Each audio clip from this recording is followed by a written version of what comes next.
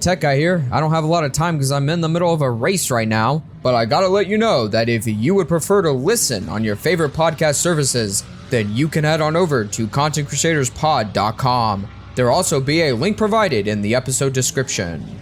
And now I'm going to go finish this race. Vroom vroom. Unshocking, we had to hit record this time. As episode 8, Kris is back just like he was last time. I'm here. In the same seat. Same seat as last time, yeah. And then we got Bryce, who's here just like last time as well. I'm sitting. And Tech Guy is here like last time as well. He's doing a little dance. He's really into it. Unfortunately, he's got a nicer mic set up now, so we might have to hear him talk a little more often. We're gonna fucking start. The intro shit's whatever. All right, so What? we got Ōban Star-Racers here. Okay, this is a TV show. It was on Jetix. It does look like a Jetix show. Yeah, it definitely does. It was on around the same time as the 5th mainline Digimon series. Shows like Kick Buttowski and Puka and Yin Yang Yo and several others. Okay.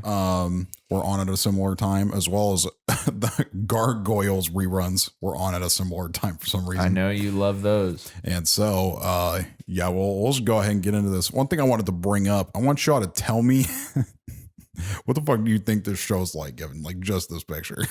No. I don't know. I mentioned this off the air, but one of the guys looks a lot like a butler. Yeah, like a typical butler, but apparently he's not. But I'm getting kind of I could be totally wrong, but I'm getting a Mars vibe.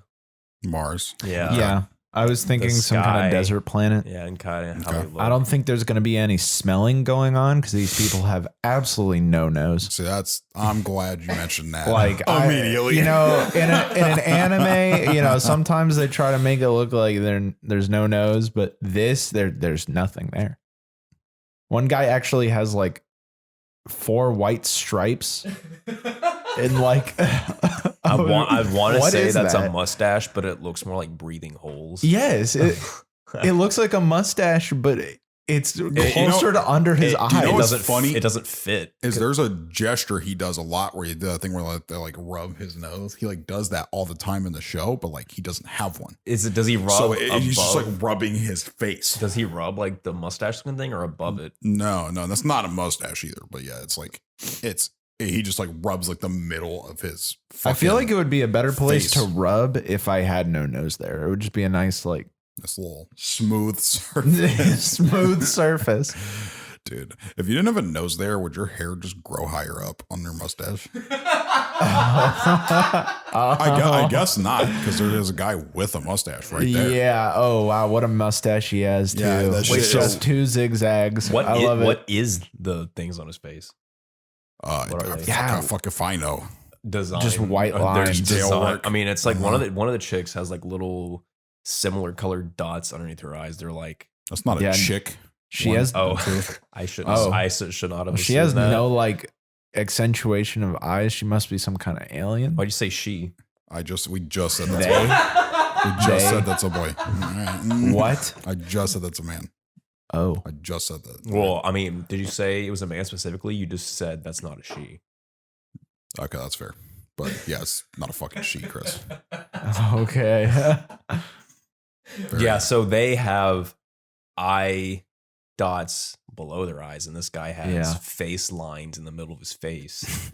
And I'm guessing our main character over there has like tattoos. Tattoos? I don't know. I think the same thing about being confused about that part. It looks like they could be birthmarks, but one of them is a rectangle and the other one is a star. I can confirm for sure they're not birthmarks. Okay. I promise you they're not. I don't know why you'd get a tattoo the color of what a birthmark might be. I'll bring this up pretty quick, but there's one of the main plot points of the show is very weird because those aren't birthmarks. So we'll talk about that. I was thinking like she's like a new age Joestar with that star tattoo. That's possible, bro. Oof. This is what happens when you don't give me enough room. You want more room, baby boy? Let's start this. Let's Okay. start this. How do show. you give him more room? I'll move the table this way. Well, I don't have enough room now. Yes. Dude, I'm you just- I being want a at the fucking table table. also is not a good idea. I'm just on the bed. gonna What do you- look. I'll just keep my hands like this together. Maniacally scheming. Bro. What are you scheming? Oh, I'm scheming about playing some Crazy Taxi. I'm looking at that one dude. He's got Crazy Taxi colored hair. I mean, every fucking taxi is not just the crazy kind or black and white. So Well, I'm not gonna play Well, I mean, Taxi Simulator. He's scheming. That's why it's crazy. okay. I Okay. guess that would make sense. Okay. All right. Let's fucking get off the slide. All right. All right. What is this shit? Okay. It is an English voice acted French Japanese anime, which was produced, I think, in France. I could not find 100% confirmation of that, but most of the producers and shit were all French.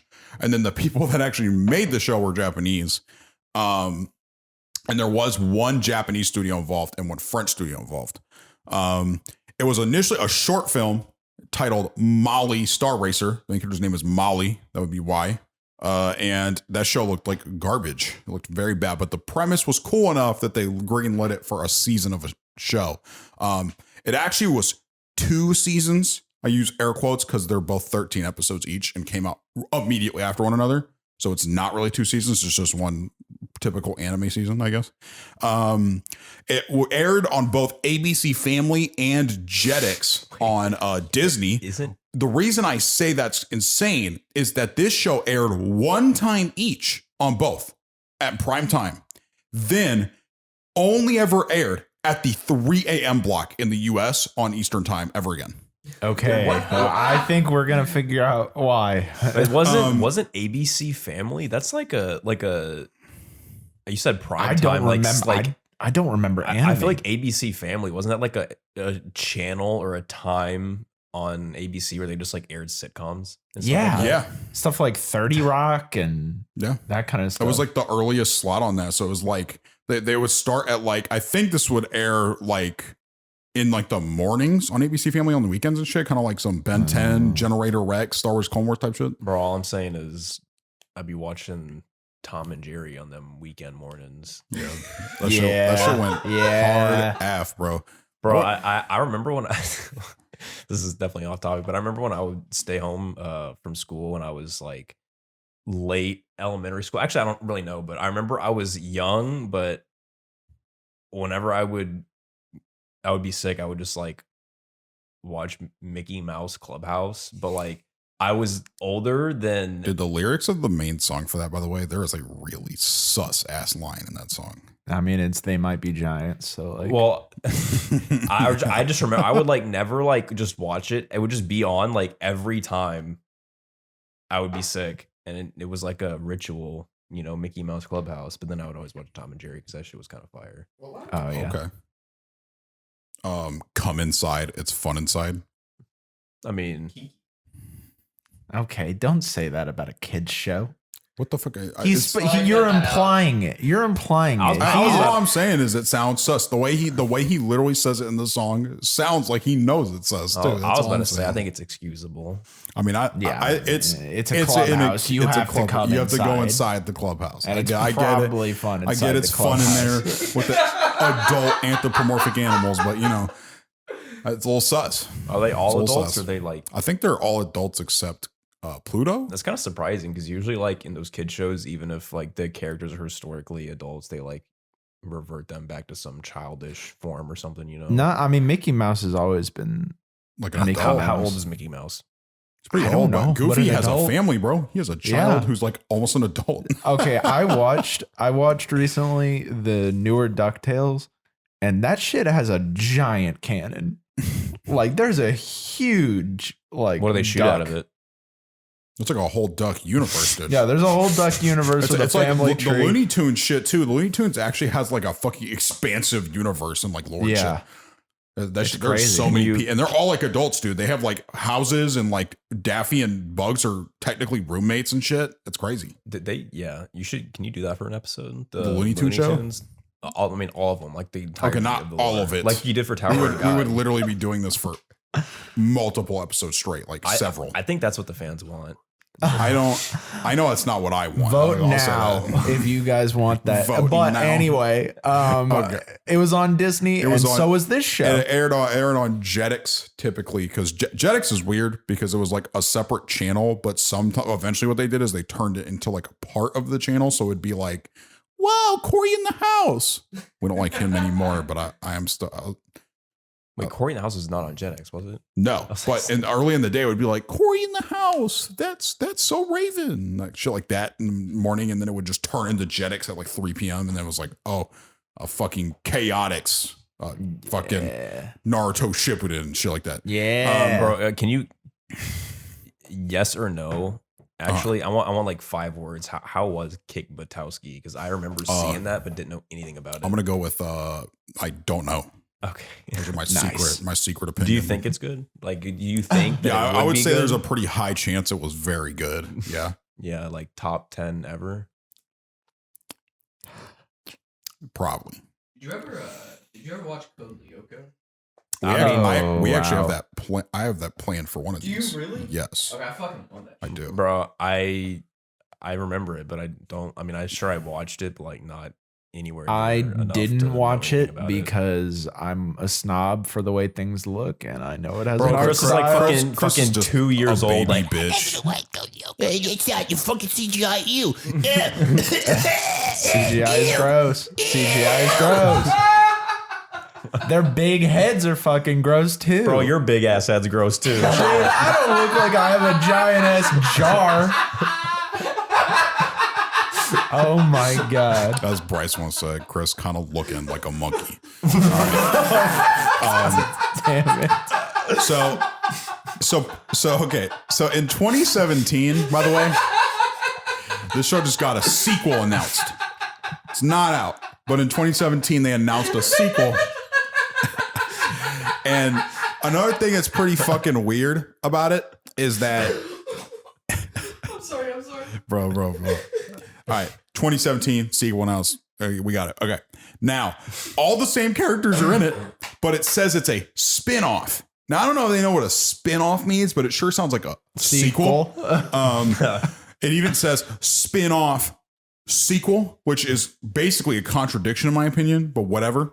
What's more important is what the show's actually about.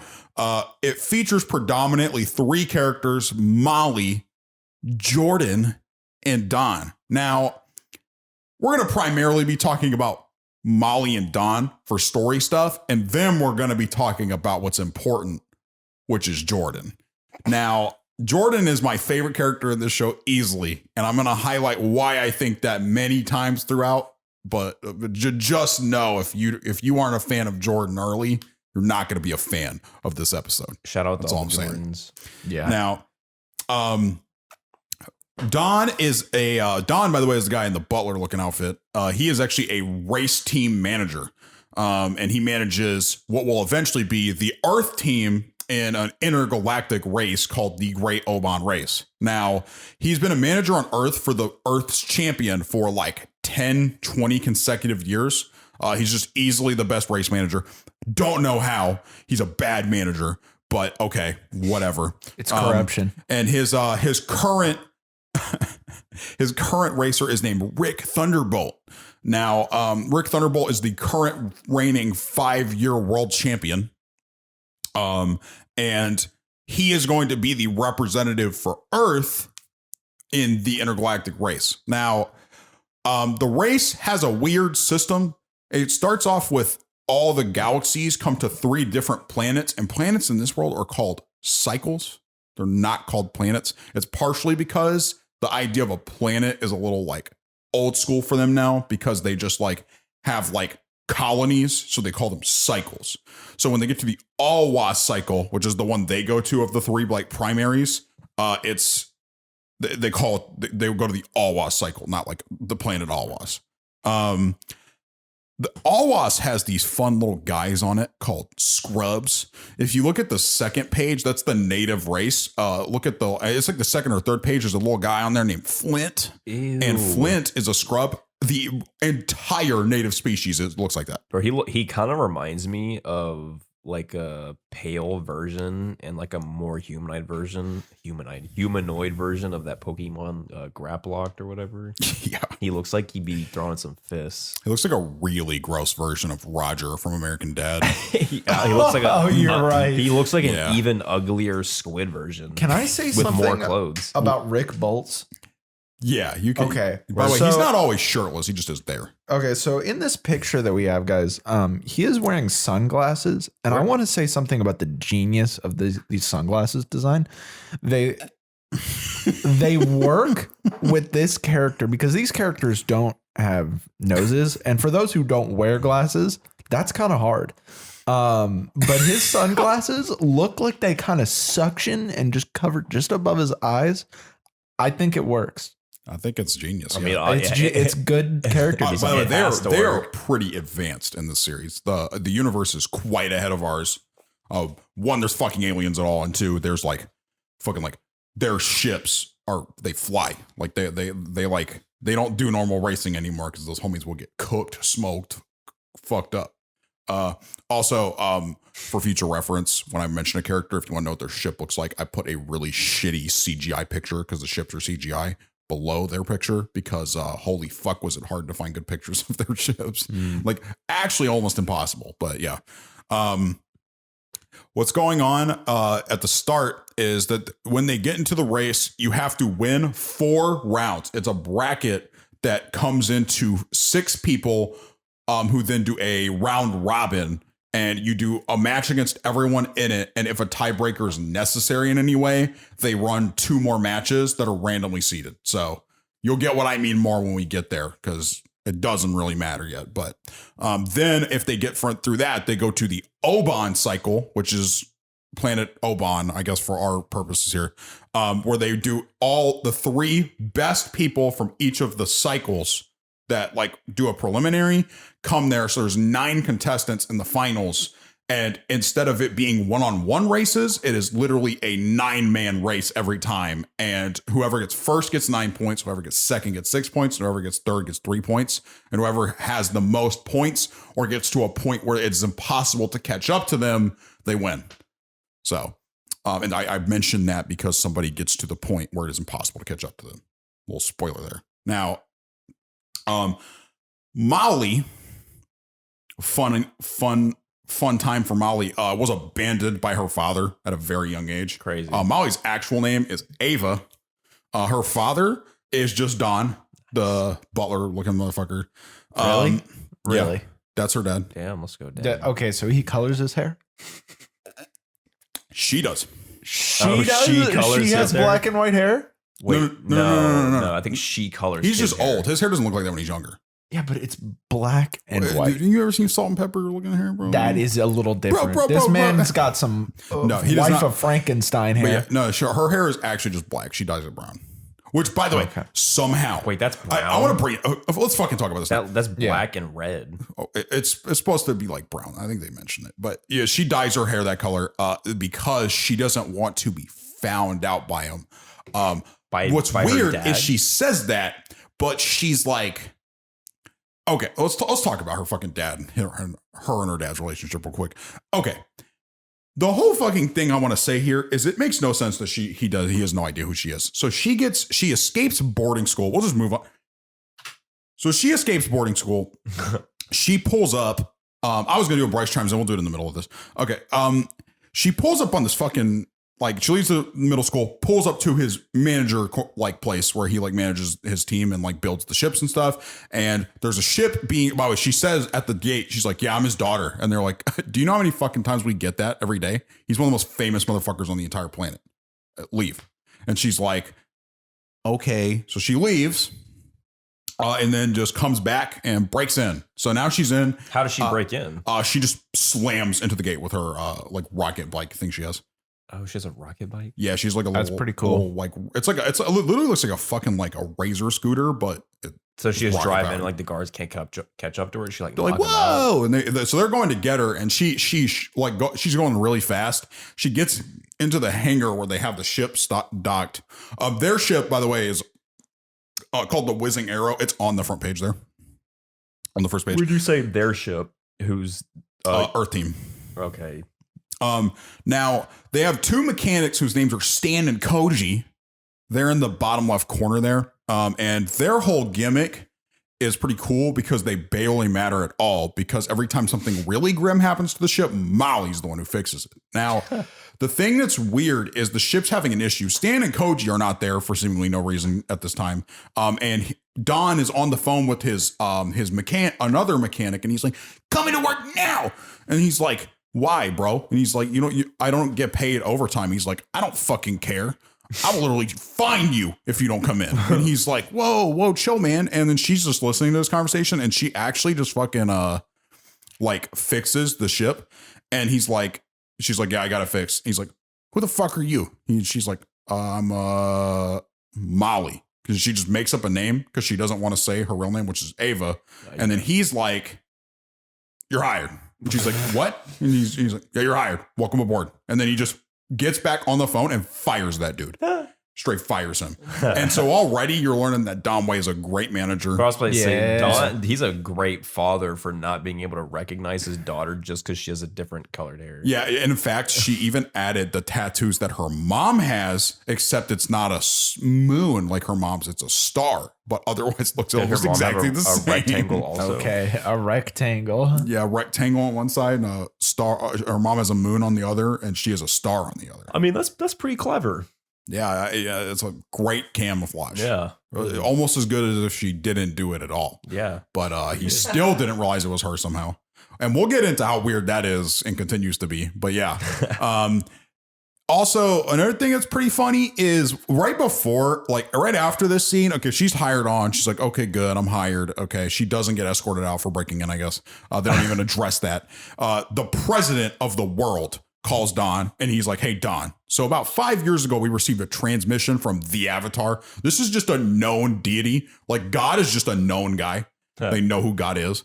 And he's like, "Yeah, we're doing the Ōban race in 5 years. I'll be ready for that." And he actually called it intergalactic ceasefire.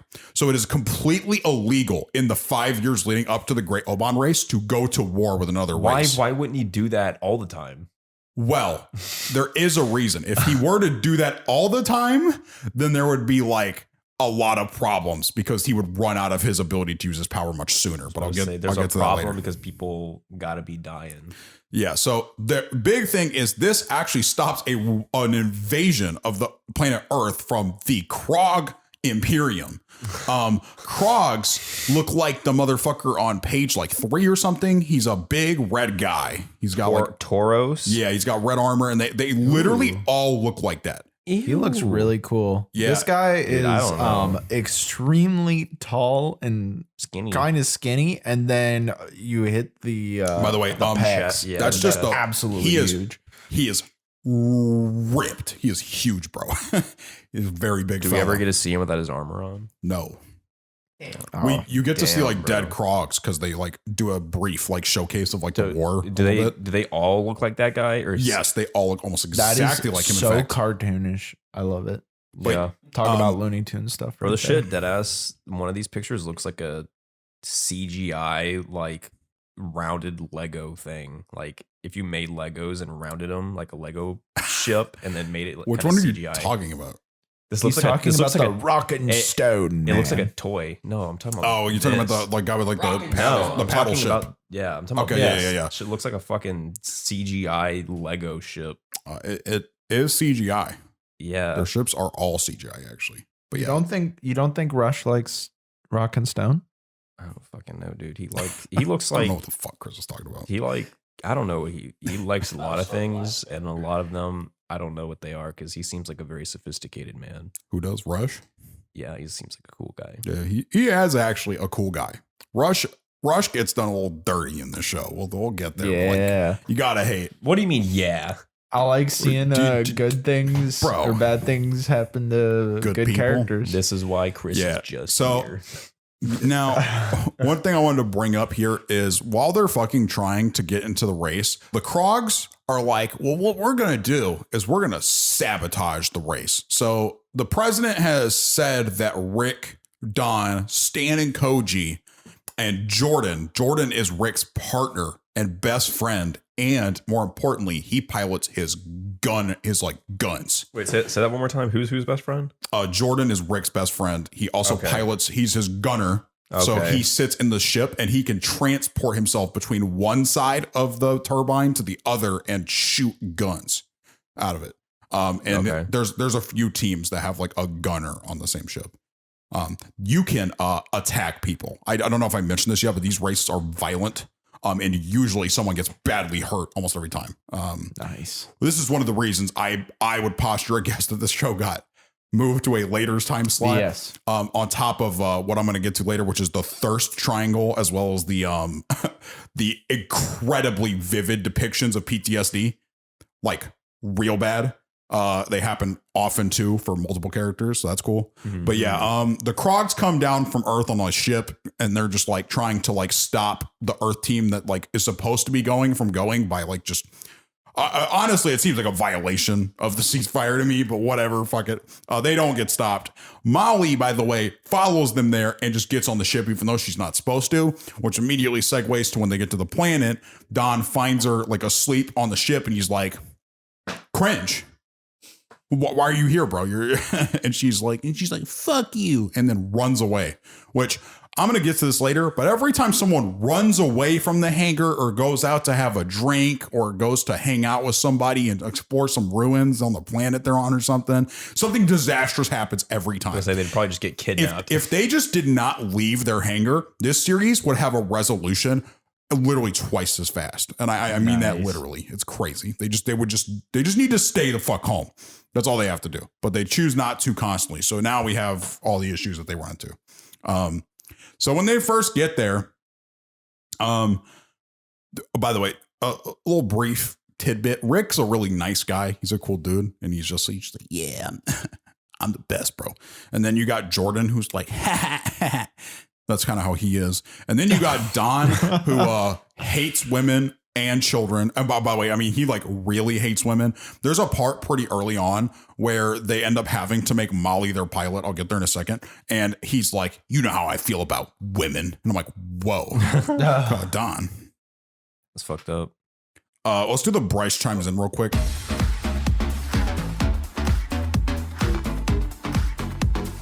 I was gonna bring this up. So like, what's like a character who races that you're a big fan of, Bryce? A character who races that I'm a big fan of? Yeah. I'm thinking SpongeBob. From when he in the SpongeBob movie where they have to get to, I don't remember exactly what it was called, but they were supposed to get to the one place like real quick or like within a certain amount of days. So like that's kind of like a race, and it was like really funny and great along the way. So I'm gonna say SpongeBob. That's fair. Yeah. Do you like the Krabby Patty mobile? Yeah, I mean that's like one of the reasons why it's so good. It's because like that shit's kind of awesome. Yeah, dude. Do you remember that shit has ketchup dispensers like in the car? Yeah, that's kind of it sick. I also got wheels. It does also have wheels, dude. Rare combo. You usually get one burger or the with other. The wheels, wheels with the burger with the wheels. Burger with the wheels, bro. Okay, so they end up having to race. So they do like a whole festival where like all these little aliens. And by the way, the aliens are from all over the place. The aliens look insane in this show. There's so fucking many. And one of the things that like I think is really funny about the show is how ugly and gross they are. Like they don't just act like people, but they look like aliens. They literally are like and they like dance around and shit, and they like will grab like slop and just jam it in their mouths and like I'm like, That's nice. You're so gross. And like you'll go to a bar and they'll go in the back and they'll like slam like this animal on a counter and like milk it into a glass. And they'll give that to you like that in like this fucking like pouch that's all like gooey and jiggly. And then it looks like you have to like take off the top and like squirt it into your mouth. It's so gross. It's gross. The aliens are gross, bro. They're nasty people. Bro, why you judging about this stuff? I mean, she just doesn't culture shock at they all? seem really unfazed. I was by gonna say, this. why aliens are you seem pretty their commonplace, culture, like, bro? I think it's gross. I'm just saying, like that they act very much so like they are not people. Do you think? This might be a little political, but do you think the Krogs that like? Oh, by the way, low-key, they all have met aliens, like because aliens will just come to Earth and like interact with them and like. Well, I was gonna ask, are there any like Krog refugees that live on Earth? That no, Krogs are not allowed on Earth. Literally, all Krogs are militant. Like by nature, like they just assault people. Bro, that's like their thing. They're just evil. They're like the Saiyans, bro. There is no Krog we see who is not inherently violent. Okay. Yeah, they're just selfish, violent people. They're the Saiyans, bro, of this universe. Kinda in a way. Yeah. There is a power up one of them gets that I don't understand why they don't use all the time. Chris is like, I'm a hater, is what he just said. Yeah. But so, by the way, they then meet Satis here. He is considered one of the Avatar's greatest servants. By the way, Satis is not a scrub, though he looks gross too. And he's on the very first page, and he's like the little tiny guy with the canny. I hate this guy. Satis is the. Oh, that. Bro, he looks like some kind of alien creature where his goal is to like jump on top of your head and like put his whole mouth around your head, just like suck this on it. Kind of looks like the JoJo part 4 stand Cheap Trick. Put his whole mouth. No, there's definitely suck it off. There's definitely like some kind of show that I'm thinking of where like there's some kind of creatures or something that's like jump on your head and just like fucking like put their entire mouth. Like, Half-Life is kind of like that. They got the head grabs. Kind of, but he looks like he just does that and he just like fucking like just like sucks on your fucking head. That's what this he doesn't. I think he looks like Cheap Trick. His teeth a little bit look like they be meant to be grabbing your head. He's got a little more features than Cheap Trick, but yeah. Yes. Satis is a cool guy. He's just this old fella whose job is to watch over the Awa cycle portion of the race and be like, get it done, and that's it. Now the thing that is really funny is. Rick goes, is Molly the backup pilot? And this is when Don goes, you know how I feel about women. And that's cool. And then we start the part where we meet the third member of our thirst triangle. So Molly meets Ica, Prince Ica. He is the prince of the Norwegian Empire. He's on the very first page. He's the one y'all thought was a woman. Okay. And he is apparently to Molly very, very attractive. And he immediately, he thinks the exact same about her.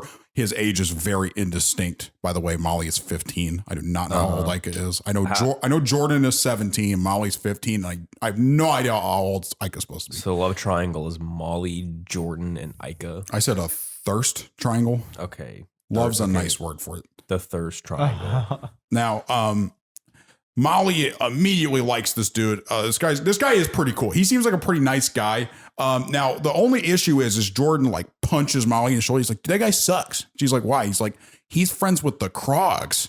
And he is. His entire race is actually completely subservient to the Krogs. Dude, it's not really friends. Well, Jordan's a cool guy. Jordan Daniel Coon. Come on. We'll start by emphasizing that Jordan's kind of a early phase hater. For the start of the show, he's kind of just like, Molly, what the fuck, man? Like all the time. And the cool thing about it is that Ica is like not doing anything wrong at the start of the series, but his race is supposed to do whatever the Krogs want because they lost a war to them. So that is, that's how wars go. Yeah. And so Ica and her start getting along, and Jordan is like, yeah, he sucks. Don't be friends with him. And she's like, fuck you, Jordan. And then Rick gets matched up against Gror. Now, when he races Gror's the tentacle armed dude. For some reason, almost immediately, Rick's ship fucking explodes. Like as soon as they start, and Gror's ship gets caught in the explosion. And as a result, neither of them can finish. So they're like, well, that was super dark. Yeah, that was Molly's job. And the thing that's funny is by the way, they put this on Stan and Koji, actually, unfortunately, because Stan and Koji, by the way, are the only people with no detestable qualities in the entire show. Not my guys. They got to do them like that. Yeah, so Stan and Koji are just sitting there chilling. They're like, oh no. And then Molly's like, damn it. what happened? And then Rick's like, holy shit, explosion. And they're him and Jordan are like getting out of the thing. And Jordan gets out immediately. He's like, yeah, I'm good. And then Rick is like stuck in there and he can't get out. And they're fucking like all like screaming at him. And they're like, bro, Rick, get out, Rick. I'm like, bro, if he could, he probably would have. But whatever. Yeah. So Rick eventually gets out and he's like, and then he goes to like get a medical diagnosis and stuff, and eventually he's okay, but they don't know that for a little bit, so they have to do the race again because the Council of Scrubs were like, go ahead and redo that because that was a little cringe. And so when they run it back, Gror races Molly. Now here's the thing that's a little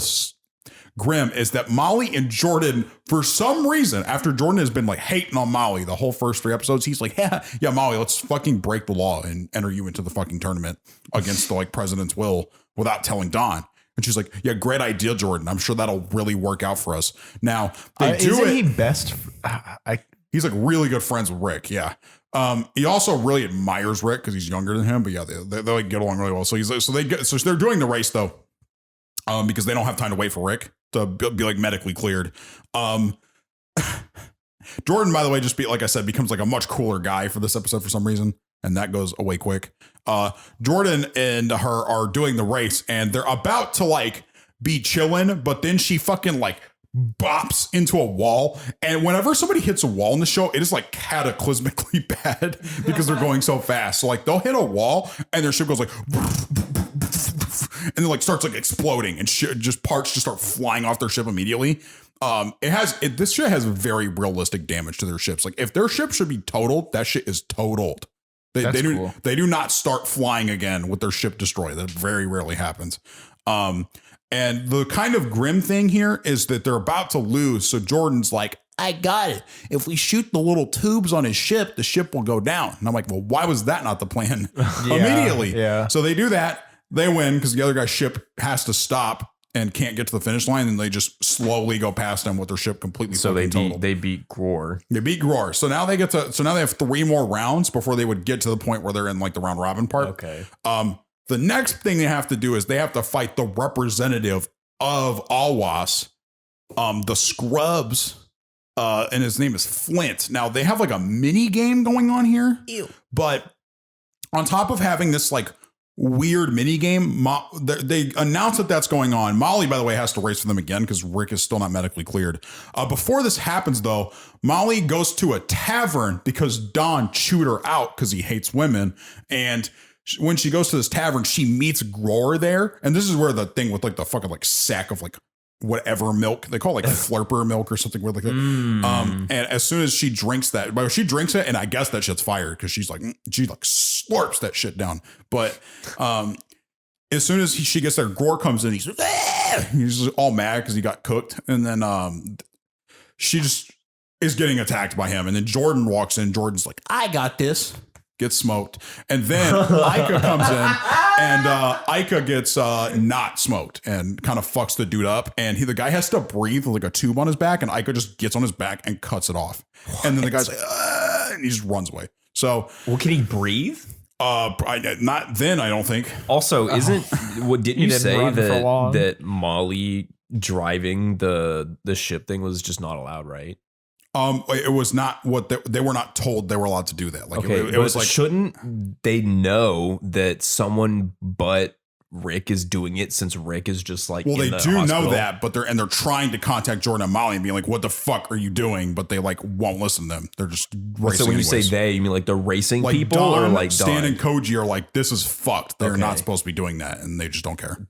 Okay. I mean, are they not like there or like close enough to them, to like actually see them instead of like trying to get into contact? No, they're like the hangar. They like stay in the hangar when the races are actually happening, and then like they have like a control center there. Okay. Yeah, so they're not there with the ship to stop them. They're just at the control center. That makes more sense. And then they get to the race. Now, this race is weird because the gimmick is that there is booby traps. Now, here's what's wrong with doing a booby trap level in a world where the people that you're racing against are from, is that it is not fair. They are literally just triggering booby traps at random only to attack the Earth team.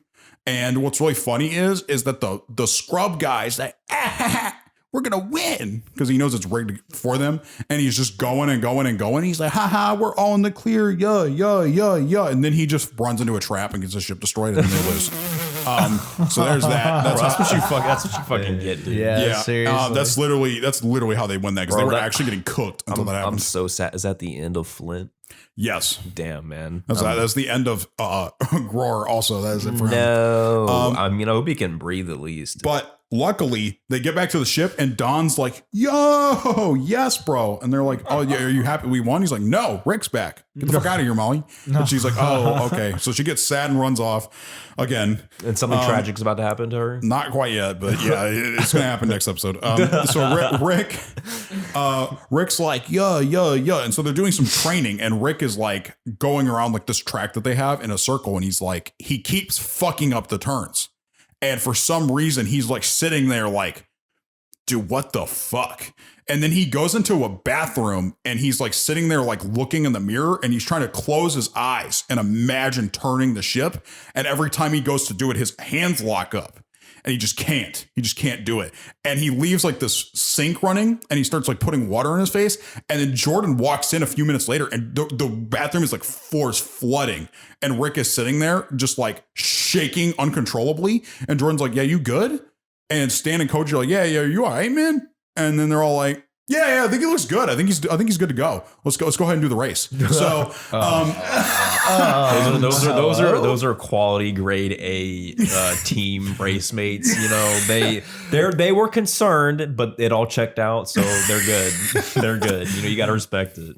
Yeah. So things get worse immediately. We start the race, and they're racing Ceres, who's that like weird robot looking guy. He looks like one of those, you know, like big, I don't know. It's kind of like Mayan or something. Yeah, he's fucking weird.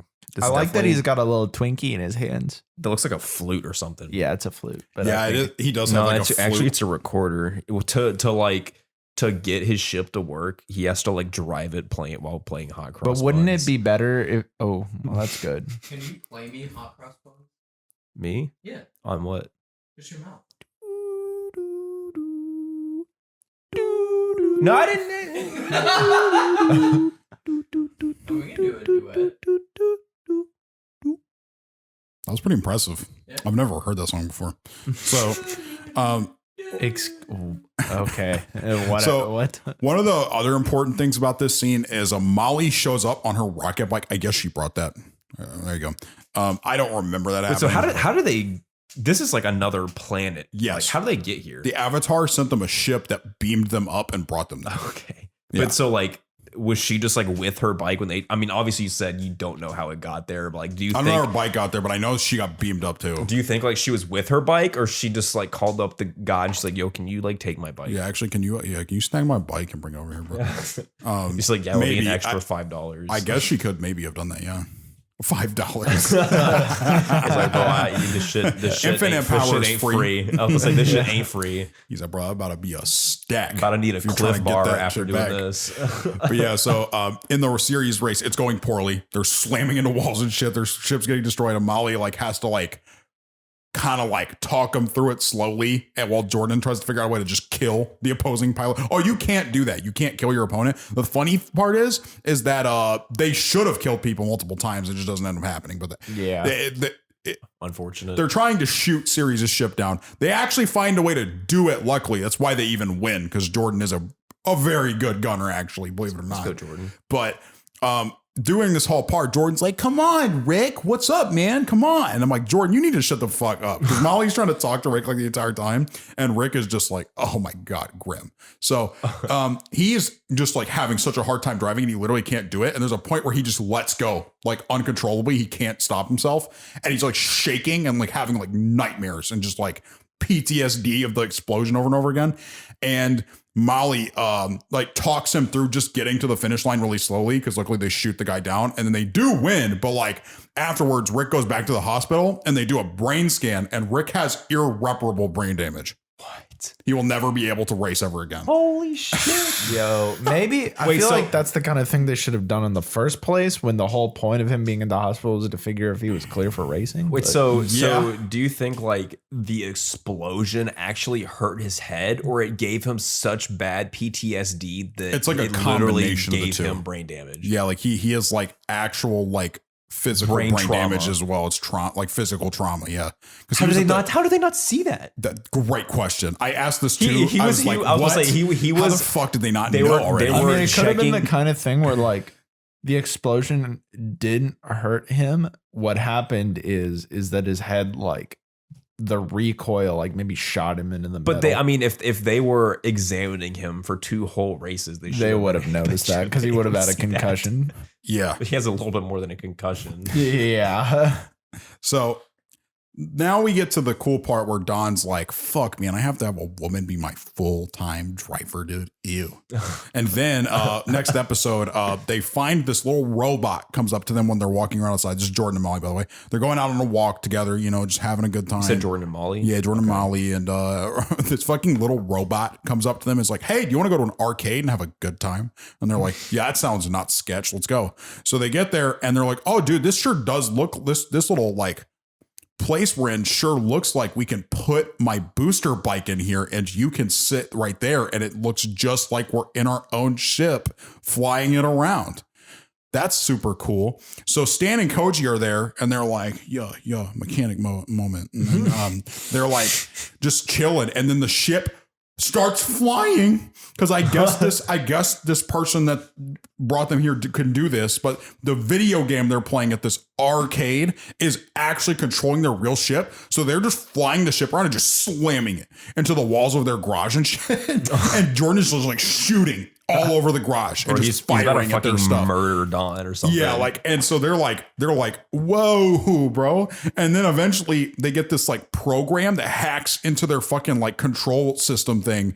And it has this like cat bitch and it's like meow, meow. And it just like hacks all their shit and they can't use any of it anymore. And they're like, bruh. And then Jordan and Molly come back and they're like, bro, that was such a good time. That shit was sick. And then they walk back in and everything in their fucking garage is destroyed. Who hacked? It was actually Minecraft cat bitch on the next page. Her name is Paradise. Wait, so did she hack like the system they were using to remotely control their thing? Yeah. And then so therefore it like hacked the actual thing itself. The actual thing, I guess, yes. Okay. Which is crazy. So the only reason they were able to do the hacking was because they were in like the little simulation type thingy. Like the hangar thing. And then they were like controlling the ship in the hangar from the arcade. Okay. Now so what's insane about this is they have to go race now. All right. With their ship fucked. And in this particular race, instead of it just being a regular race, they go into an arena. So to say Molly's kind of a goat fixer, so she's got it right. No, they go right away. They don't fix anything. Okay. And so they're in this arena where they have to find, there's literally an arena filled with tunnels and only one tunnel gets you to the exit. So this like Paradise chick, she's like a idol girl where she's from. And she has like a DDR pad to control her fucking ship. And it shoots like missiles that lock on and like lasers and like has guns and shit. And it's pretty cool actually. And they're just hiding in the tunnels from her. And they're like, oh shit, we found it. And they leave. That's kind of how it goes. They just wasn't their ship hacked? Kind of get out. How did that have anything to do with the race? So here's the deal. I don't really know. I don't really know what the long lasting consequences of that were because it doesn't really seem like they it weren't helped them able a to lot. destroy their own ship. They were only, yeah. And also the thing that's funny is there's a part here where while they're in the tubes, Paradise is like, I'm going to get the prize for winning, bro. And I'm like, well, that's a good point. They don't even like know that they're what they win if they win this until right now. And so Paradise mentions that there's a reward. And so Don calls up the president of the planet and is like, hey, what do you get if you win? And he tells him, and then he's like, and then they don't go into it until later. Now, okay, nice. But yeah, so they beat her, and now they're in the round robin, which goes so much worse for them you wouldn't believe it. But it's still all right though. Yeah, it hasn't been going great. It hasn't been going great. Yeah, it gets worse. It gets actually way worse. So that's good.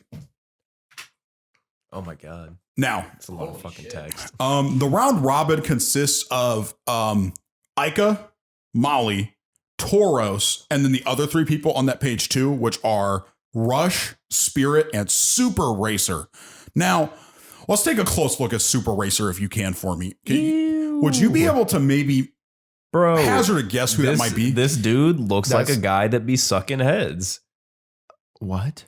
You know, he looks like he's definitely Satis or Sadis. How do you say his name? Satis. I was gonna say it's him. He's the guy that's sucking heads. I thought Satis looked like Cheap Trick. This looks like the pet that Leela has in Futurama. I don't know what you're talking about, but I'm going to take your word for that. Me either. It does. Anyone who's seen it, it looks like that. Very good. Very good. But it is Spirit? Satis, right? Yeah. And so Spirit we'll talk about. So they get to this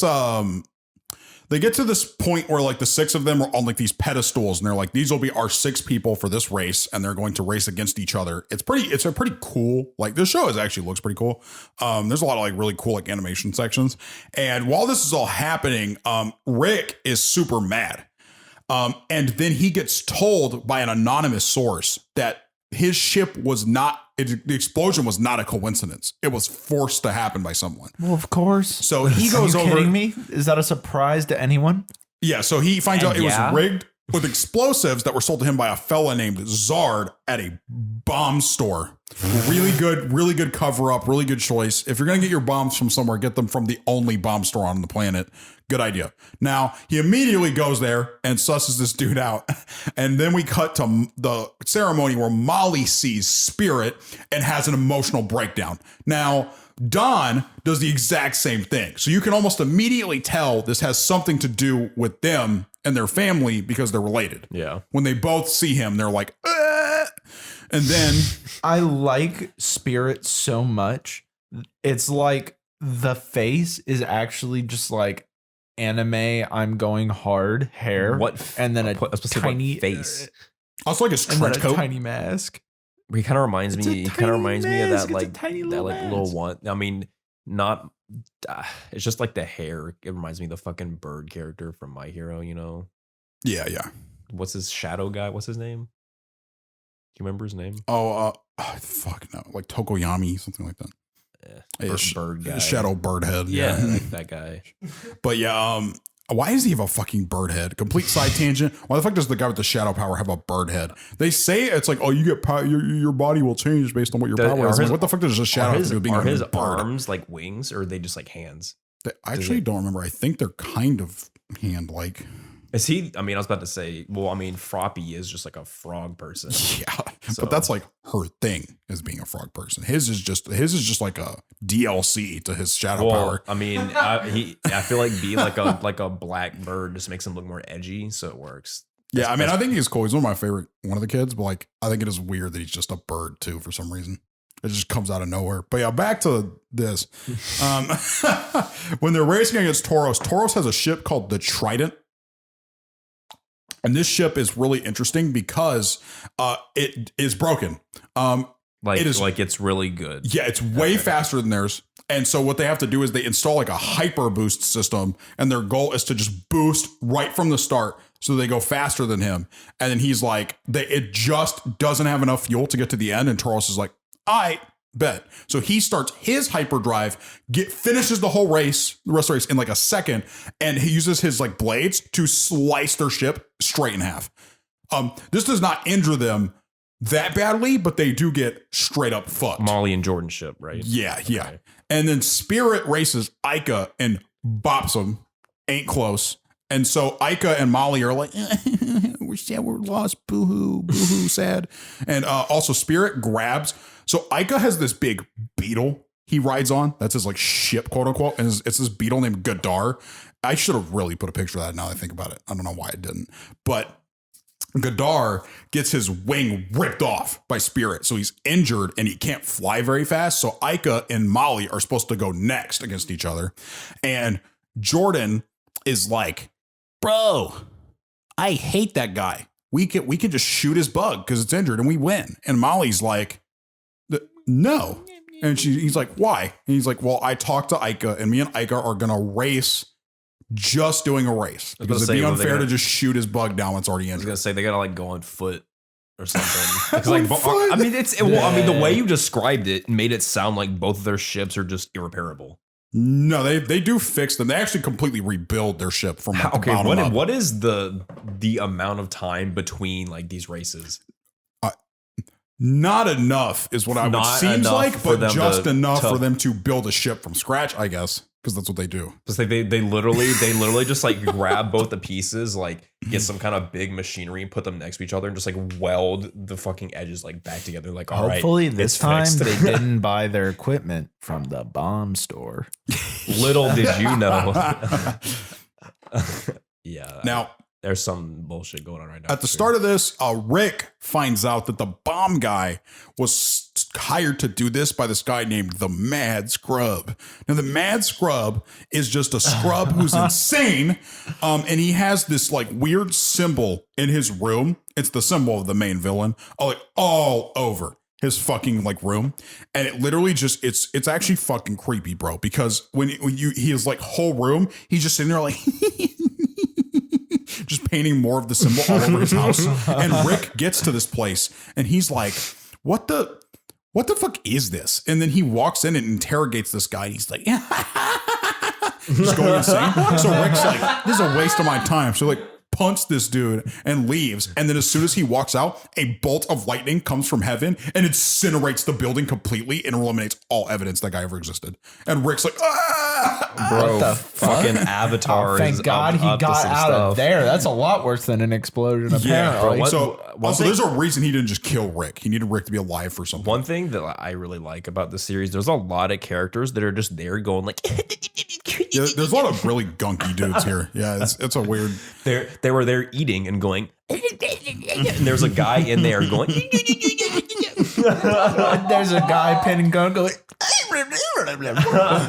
And so they then cut to the race where Jordan is. It's like 15 minutes have passed since the last race. They fixed their ship, and now. So now they're in the next race, and Ica and her are racing without using weapons because he doesn't want them to attack Gadar. So this is just out of respect. Their ship is like two halves and Jordan is in control of one of those halves. Yes. And so she shuts down his ability to use the guns. Oh, smart. And so they're trying to, from the control center, hack back into the ship and make it so that he can do it. How is she hacking this? Is it just because she's inside? She's just a mechanic. She just knew how to do it, I guess. Bro, what do you mean, dude? Koji and Stan are the mechanics? That's true. They're better mechanics for sure. And there's like this whole part where Jordan is like, Molly, please. And then he like she locks the door to his cabin so he can't come out and like talk to her.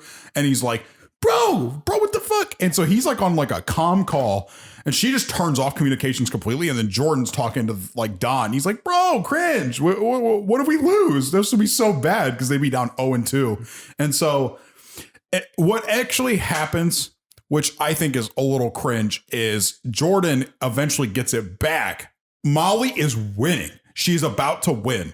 Jordan shoots at him. Gadar dodges the bullets, and Ica's like, you bitch. And then he shoots their ship down and destroys it, and Ica wins. And Don's like, how could you, Molly? You lost. And she's like, no, y'all did.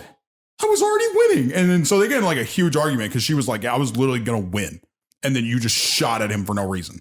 It was already over. He wasn't going to shoot at us. And then so they get in a huge argument and he's like, yeah, you need to leave. What kind of like munition does Jordan have to shoot? Bullets.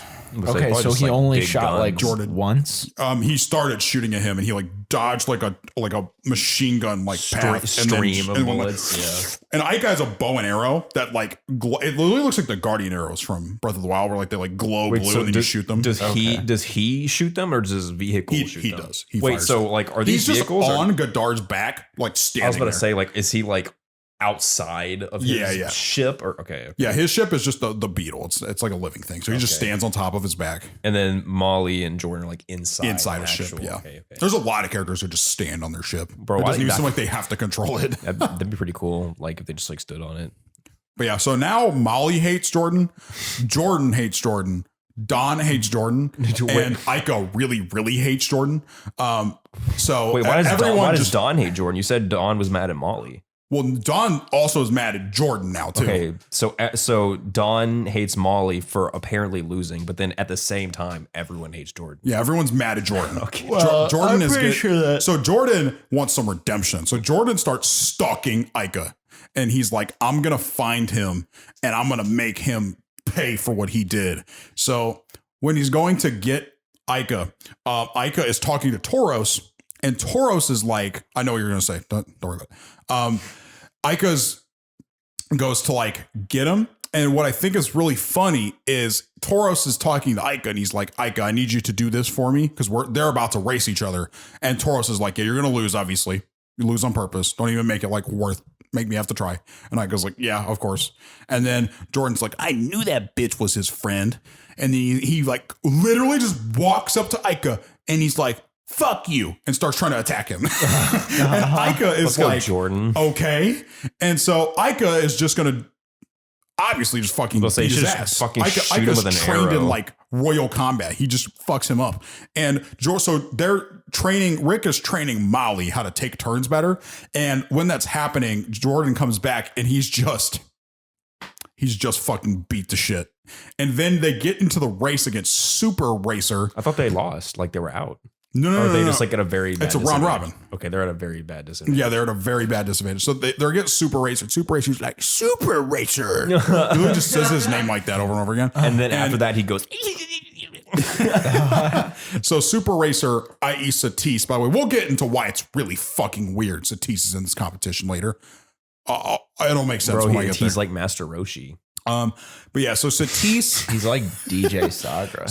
So Super Racer is winning because he at the very start hacks into their ship and just launches Jordan off the ship. And so Jordan just gets flung into a wall. Good. And then like into it, like makes a crater into the wall. Jordan's like, fuck. Jordan does no not physical damage from that. Oh no, he gets hurt. He's like splats against the wall. Jordan is literally just like getting fucked right now, bro. He kind of deserves it. And so Jordan is like not even a part of this race. Molly just wins it by herself. And then she walks over and she's like, okay, you good, Jordan? And Jordan just sits there like really sad. And he's like, yeah, sure. And then they go back. The next thing they do is they have to race against Rush. Now, this happens right away. And Rush, they kind of just beat him. The whole gimmick of his race is that you have to pop these it's break the target practice in Smash, but it's a race format. And they win 25-24, and Rush is like, damn, that's kind of a bummer. And they're like, why? He's like, well, I really wanted to win for this one specific reason, but I can't now. It's all good, dog. And they're like, oh, okay. Hold that shit. So that's the most tame and respectable race that's happened thus far. There's no severe damage to either ship. This might be the only one. This might be the only one where the whizzing arrow doesn't get fucked, because the next one is bad. I like how it's called the whizzing arrow when it doesn't look like an arrow at all. It looks like the two sides of a gas mask. Yeah, it's pretty crazy. And so the next thing that kind of happens is they go to the fucking like these ruins. As I've mentioned before, this always ends really well. So the ruins collapse and almost kill them. Rush was there though. And Rush comes in and he's like, hey, what's good? So this is protects them. Molly and Jordan are there. Yeah, Molly and Jordan are these ruins. Molly and Jordan seem to have made up now. I don't know why. They're doing better now. They're good.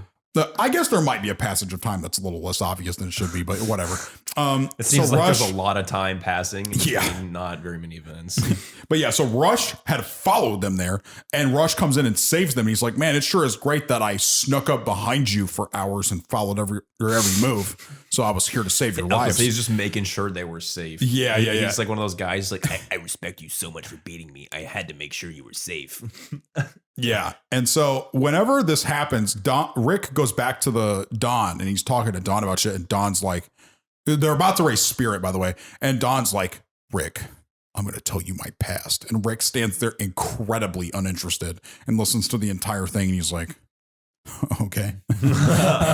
And so let's go over it. So what happened is when Don was a young man, a spiffy, probably mid-20s, he had a daughter and a wife. And as he refers to her every time, my beautiful wife, Maya. And he basically is, she was his racer and he was her manager, and she was the world champion at the time under him. And they were racing an alien racer named Spirit, who was incredibly, incredibly good in another planet. And they were doing like kind of like a fusion thing. Think like AFL versus NFL back in the day. You know what I'm saying? So they go to do the race, and Maya is winning, but something is wrong with her ship. But what they think happened is that Spirit fucked her and killed her. So they think that Spirit destroyed her ship, but that's not what happened. He was trying to help her ship not explode. So he's weird because he like can grow wings, and he turns into this almost like giant bird looking monster, and he flies like his own body. The connections, My Hero connections. Yeah. They're getting deep. Well, I didn't even know, but I was right. Yeah, you were right, dude. This is his uncle. He wraps himself around her ship to try to contain the explosion, but when he realizes that if he stays, he's probably going to get caught in the explosion too, he gets off and goes to finish, and he goes over and like to the ship and like touches it. And you don't know what he's doing at this point, but we find out in a minute. So Molly is starting the race with Spirit. Wait. So like, yes.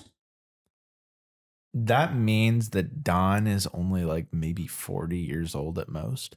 Mm-hmm. Holy shit. Probably. Ooh, and well, not even, because at the time Molly was already born. So yeah. Molly's 15 now. So he would be like in his like late 30s at most. Okay, so he has white hair now, like naturally white hair. Yes. Oh wow. Huh. I mean, some people Some people do that, but I mean, it's rarely. just kind of crazy that it's perfect stripes of black and I white. mean, I've literally seen people like gray in their 20s, like that. Yeah.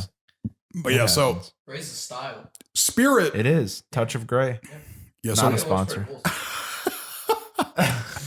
I just want not an ad. Yeah, Touch of Gray. If you're listening, we reach out. We use your products all the time. I do. Yeah, Yes. I really like your products. That's why I've never heard of them. But You've never heard of Touch of Gray? fuck no. Well, What is maybe it? we should make it an ad. Well, what is it?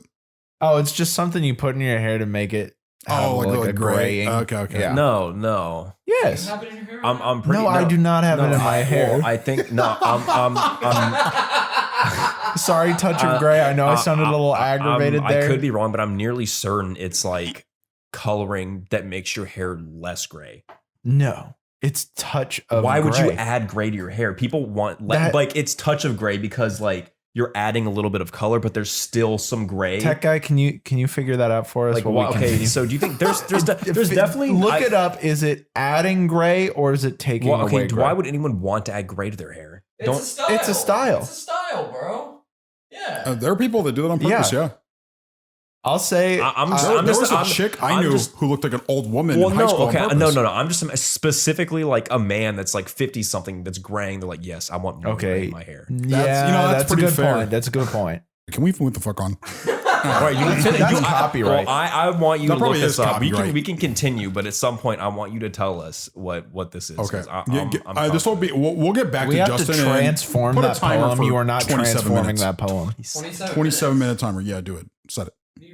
Why 27? You're gonna answer us in 27 minutes. 27 minutes. The number's arbitrary. 27. Go. All right. So they're gonna race Spirit, and Molly is like, I'm gonna fucking kill this dude. And Jordan's like, well, we can't kill him. And Spirit's like, ooh, sus. And so they start racing, and Spirit is like, I'm gonna do the thing where I wrap around her ship, but this time I'm trying to blind her. And so she starts slamming into walls, and the ship just starts taking damage immediately and is just like on fire. And so they're flying. Is it like immediately that You're she's like, immediately. So you're telling me that she gets blinded and her first reaction is to like It's like when you're hydroplaning. She's like, "Yeah, I'm just Yes. hydroplane." My first reaction is just like hydroplaning? fucking like Yes. spin my wheel rapidly. my Time to God. slam into walls. she Okay, is so Earth's representative right Yeah. there. Yes. So Spirit, her ship is like in flames. She's on the ground. Her ship is destroyed. And Spirit gets out of his bird form, walks over, and he's like, yeah, and puts his hand up to her head.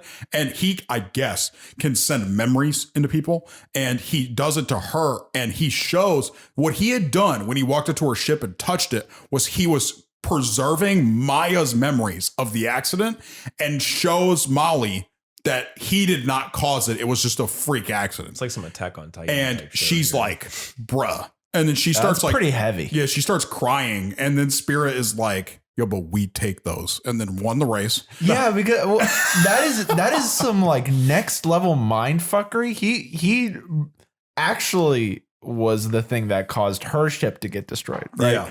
And then he comes over and is like, by the way, I didn't do trauma. That. Yeah. Hold that. And so obviously, by the way, Molly has no reason at this time to explain this to Don because she still doesn't want to tell Don that she's actually his daughter, which is Cap, but whatever. It's also Cap. He doesn't know, but whatever. It's pretty obvious. Also in this race, Rick pieces together it all and is like, holy shit, that's his daughter. No fucking way. Wow. So he is going to tell Don at some point soon, but there's something he wants to do first. Now, this is, we'll get to why this is stupid. Rick is now going to suss out Canaletto because he found out about him through one of the friends of the Mad Scrub. And Canaletto is on one of the last pages. He's the giant bird looking dude. The other bird looking dude. Maybe he's Tokoyami's dad. What if, bro? Now, this dude, by the way, is just trapped in a big cage in a red room. And you have no idea where he is yet. Now, all right. While this is happening, Molly meets Rush, and Rush is about to race Tauros. And Rush tells them, so I wanted to win. Like the whole thing, by the way, there's only one race left in the round robin. Rush is like, I have one race left. And if I lose, then I'm out of the ability to like get into the tiebreaker round. And she's like, yeah, it really sucks, you know? And he's like, yeah, but I definitely am going to beat Tauros. And she's like, why? And she's like, yeah, Tauros literally killed every single member of my family. And she's like, what? And he's like, yeah, the Krogs invaded my world, killed everyone on it pretty much, except for a few people. And I'm going to use what I would get for winning in order to bring my family back. And she's like, what? How?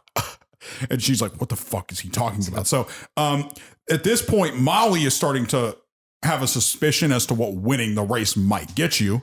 Now, around here, Rick goes to talk to Don about his wife. And he's like, yeah, so you had a daughter, right? And he's like, yes, but that was a long time ago. I don't care about it. A long time ago. Seriously, like 12 years ago. I mean, that's a lot. I mean, that's half of our lifetime right now. That would feel long if you think about it, right? Yeah. 10 years is a lot of time. Think about if half your life ago something happened. And that person just showed up right now. His life. Yeah, it is almost. It's a third. It's about a third. So also one thing that, you know what, now I'm thinking about it, Molly was like 5 or like 6 or 7 already. Whatever, fuck it. It doesn't make sense that he's fucking losing. I mean, like he black hates hair. women. Like, yeah, he just doesn't like them, you know. So he then tells Rick that he's going to use, if you win, you receive any wish you want, and it will be awarded to every member of the winning team. And so Earth would get a wish in general, and the president would use it to stop the Krog invasion, and then he was going to use it to bring his mom. So like to bring his wife back. Each individual gets their own wish. They would get one, yeah. Okay. So Stan and Koji get something for it. Let's go, Stan and Koji. They're like, yeah, God, let's go. Make us relevant. I really like Stan and Koji because they just don't matter. They're actually in the whole show too. Very shocking. Are they like kind of like comedic? Yeah, a little bit. You know, Stan's a pretty serious guy, but he's like a cool dude, and then Koji's like haha, I'm cool. I'm like a funny guy. And then he goes. There's also a lot of yaoi artwork of those two. I actually looked up Stan and Koji to get a picture of the two of them together in one picture, and holy fuck. What do you mean, like considering how not images? popular this is? They are a popular ship. Okay, which is not shocking, but it was pretty common when I just looked it up on Google Images. I don't be looking up Yowie too often, so that's a little weird. Now, so Canaletto, then Rick goes into this place where Canaletto like enters his thoughts and he starts talking to Rick, and Rick's like, bro, what the fuck is happening? He starts having like an acid trip, and Canaletto is showing him like all this shit, and Rick like can't handle it anymore. And so as a result of this, Canaletto was like, now Rick, that you know all this shit, I'm gonna wipe your memory. And I'm like, why'd you fucking Well, yeah, why'd you do that? Why'd you tell him? So he wipes his memory. So now Rick not only doesn't remember that Molly is Don's son, he doesn't remember making that connection. He does not remember why it is that he's not racing anymore. He doesn't fucking remember the Mad Scrub. He doesn't remember the bomb shop. He doesn't remember anything that's happened since they got there. Basically. Is that gonna get rid of his like inability to? Okay. I mean, he just doesn't remember. Yeah, but he knows he still can't fly. But So he wouldn't even remember that like he did fly at any point. he does remember that, but he doesn't remember why he is unable to now. But he basically eventually is going to do something to like seek like physical therapy kind of thing, but that doesn't happen quite yet. So in order for them to get to the finals, they have to beat Tauros again, which they didn't do the first time. Now, if they beat Tauros, the way it works is if they beat Tauros, Ica and Spirit are going to race as a tiebreaker also. If Ica beats Spirit in the rematch, then they go. If he doesn't, then Spirit wins the head-to-head, so Spirit would go to the finals. So they're racing Tauros first, though, and she literally, I swear to God, the way they win, get this shit, is the Mario Kart, like, stream behind an opponent logic, where, like, if you get behind them, right behind them and stay there, you can, like, when you peel off, you get, like, the boost from, like the backstream or whatever. Yeah. And then right after she peels out behind him, she then uses the boost and goes straight to the end and wins. And Tauros is like, no. And we'll find out why he did that later. But because he was upset. Well, he kind of wants God wishes, I'm sure. You might figure out why he was upset about that if you go to the next page real quick. You might see that that's not the same guy anymore. But yeah, I've been looking at that guy Cross. Cross is going to replace his ass because he lost once. But also, fun fact, Cross is a way better racer. I don't know why Tauros was ever the representative in the first place, but whatever. Like, we didn't need him. If they had just had Cross from the start, Cross probably would have beaten them both times, and the rest of the show wouldn't have even happened. But whatever. I feel like just a thing that this show is really like suffering from like must happen so it happens kind of stuff. Yep. Yeah. It's kind of funny. But another thing that happens here is Ica's going to race Spirit. Spirit is like definitely beat him last time as probably a better racer, but Ica's like gotten a lot better and like his bug is fully healed and he's like, okay, I'm gonna win this. I was gonna say his dad, his or stance his is dad, better. His fencing coach, who was on the planet with him, goes, we received a transmission from the Krogs. They're upset. Tauros lost. You're to lose this race. And they're like, what? And he's like, you're to throw to Spirit so that you'll go anyways and Molly won't. And he's like, eh. So he just wins anyways because he thinks Molly's hot. Even though he hated her for a while, he just decided now, yeah, fuck it. You know, she is hot. When your back's against the wall, you're like, okay, this will cement our hatred or win me some points. Yeah, so now the Krogs are really mad at Ica in this next part. And General Cross is pissed at him because he did not want Earth to go there. But whatever. All three of them make it through. And then there's this really heartwarming scene where Molly's like, hey, Rick, I don't know how long ago I actually met you because the time frame is really inconsistent and not very clear. Yeah. But I feel like we have a real connection here. You want a hug? And he's like, yeah. And then Rick goes back to Earth to seek physical therapy. And that is the end of Rick for the rest of the show. What? Wait, gone. He didn't matter? Like, I mean, in the end, there's a reason Rick had to be in the show, but it doesn't have anything to do with anything that he needs to be here for anymore. Rick just existed to get done dirty. Yes. Wow. He got like triple fucked. Yeah. To be honest, that's pretty much true. Also, I'm pretty sure you're gonna need your notepad now. Oh. So we're gonna move on to a special segment that we talk about and do every single episode. The Bryce is Right.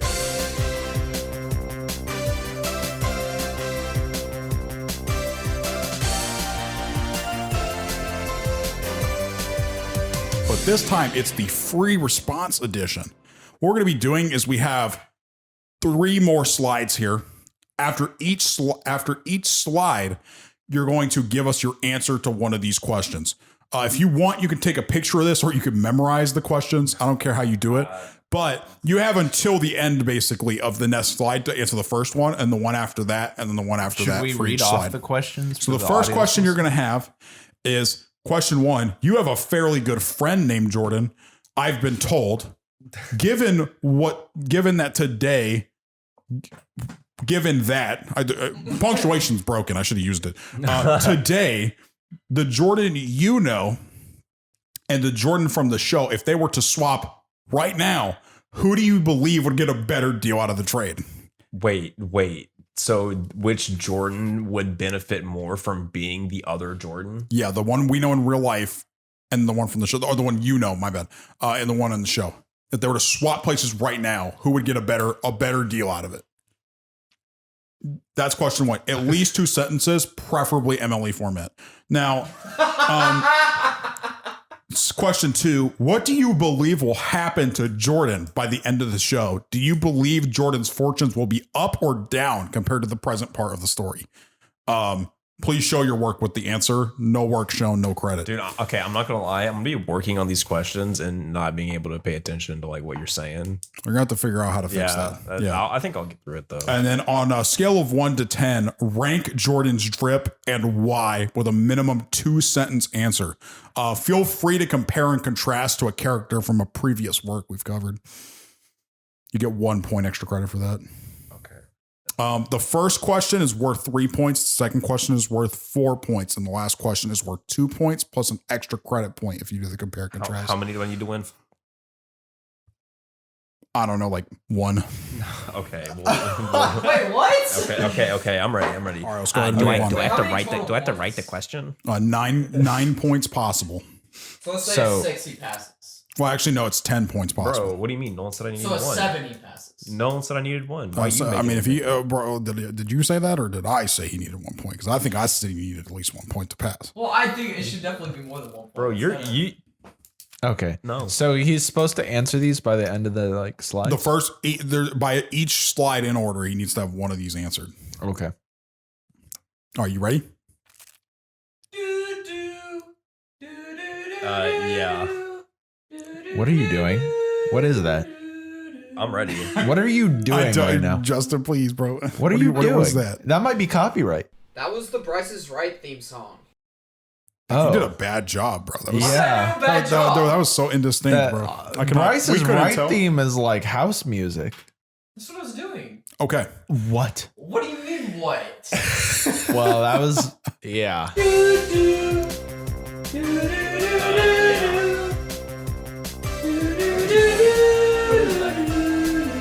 What are you doing right now? That was something. So to start off here, we have General Cross who replaces Colonel Toros. Okay. He will not be the representative. Cheating tech guy. He will be the representative of the Krogs. Then all of them get there. So it's the 3 people, General Cross plus the 2 of them. Then the last 2 slides. Do not look at the last slide. I fucking swear to God. But the slides before the last slide, those 2 slides should have the rest of the contestants there. Their names are two like female clown vampires named Ning and Skun, a robot named Andai, a magician named Sol, a pirate named Lord Furter, and he has like a whole army with him too. And then a monster named Muir, and those are the new ones. Now, Cross is also new, but he's still like of the Krogs. I didn't really count him as new, but I put his picture there too. So how did they get into the thing? Did they just go through the same kind of thing? The same process on 2 different planets. So there's 2 other groups of 3 that came and met them there in the finals. Okay. Now, Sol is stated to be by far the heavy favorite. He is not even close to Lost. Not even close. What's funny is he actually has a pretty bad start here, but whatever. Jordan and Ica are still beefing, of course. Ica just doesn't like Jordan. Probably fair. Now, Ica gets told by Cross, if you help Molly anymore, I'm going to try and kill you. The next race starts, and of course, Ica is getting attacked by Cross because he tried to fucking help Jordan. Or no, because he tried to help Jordan and Molly. Cross is trying to kill him. Ica gets attacked by a native species. By the way, Ōban is a crazy ass place. It has like every environment possible, essentially all on one planet. And they have these like, we'll get to that. We'll get to this. During the race, Jordan shoots at the creature about to kill Ica and saves Ica's life. And Ica's like, whoa, holy Jordan, let's go. What reason did he have for that? I'll get to this. So while this is happening, Ica is like, dude, he saved me, bro. And then Molly is like, Jordan, what the fuck? Why'd you try to kill Ica? Well, so okay, she thinks he just missed. And she's like mad at him. And he's like, no, bro, no, I swear, bro. She's mad at him for a while about it, whatever. Cross complains, by the way, before this all starts, I forgot to mention this, that murder is not allowed. And I'm like, how did he not already know that? Like, so the thing is one, he's an incredibly good star racer. So he should have done this before and known that it was against the rules, one. And two, did he just think that people weren't killing their opponents for no reason? Like, I don't know. Like he had to have watched the other ones because of the other things he says. So I'm like, it's weird that he had such like a kerfuffle to make about it for like something he should have known 100%, but whatever. Now, they've been good for long enough in this competition, Nolan. Yeah. They're ready to murder. That's fair, Chris. That's fair. Now, the thing that I think is really funny about the rest of this is the next few races are such darkness. So they get 5th place, which means they get no points because you have to get in the top 3 to score. They then go to explore some ruins. Lord Furter's there, and he's like, ew, humans, kill them. By the way, Lord Furter looks like... He looks like Lickitung, dude. Oh, wait. He looks like... Yeah, he kind of looks like a pirate Lickitung. Yeah. So whenever they're at this place, this giant, like hairy guy, he looks like a big monkey dude shows up, and he's like, and he starts screaming, and they're like, oh, look, he's singing. I'm like, that's not singing. And he's just like, Digimon moment. I'm like, what the hell? And so he's like doing that. They're called drudgers, by the way. That might be unofficial. I'm not actually sure. Whenever this is happening, they're like chilling, and Jordan, it like kind of like saves Molly in this whole situation. And Molly's like, ooh, Jordan. And Jordan's like, ooh, Molly. And then they get into the race, and Lord Furter literally does nothing but try to fuck them over because he gets mad that the beast beat him up. And then Jordan's like, fuck. Because he gets mad because they wanted to win because he was trying to impress Molly. And this is when you start getting to the point where Jordan is being very blatant about the fact that he really, really likes Molly. And Molly is like strangely unaware of that, even though she literally, so in this part of the series, they live in like this big stone building, and it like hangs in the sky. And actually, I didn't mention this, but they drop them out of the sky straight into the race. As opposed to before, where they like start on the track. So they had to like remodel the ship into the first one because their ship got fucked up falling that high from that high. Mm-hmm. And they were like, oh shit, that was dark. But whenever this gets to the point where Jordan and Molly are trying to like low key fuck, there's this part where they're talking, and then Ica just shows up. And he's like, yo, let's go do stuff. And they're like, okay. And so they go, and they're just kind of exploring.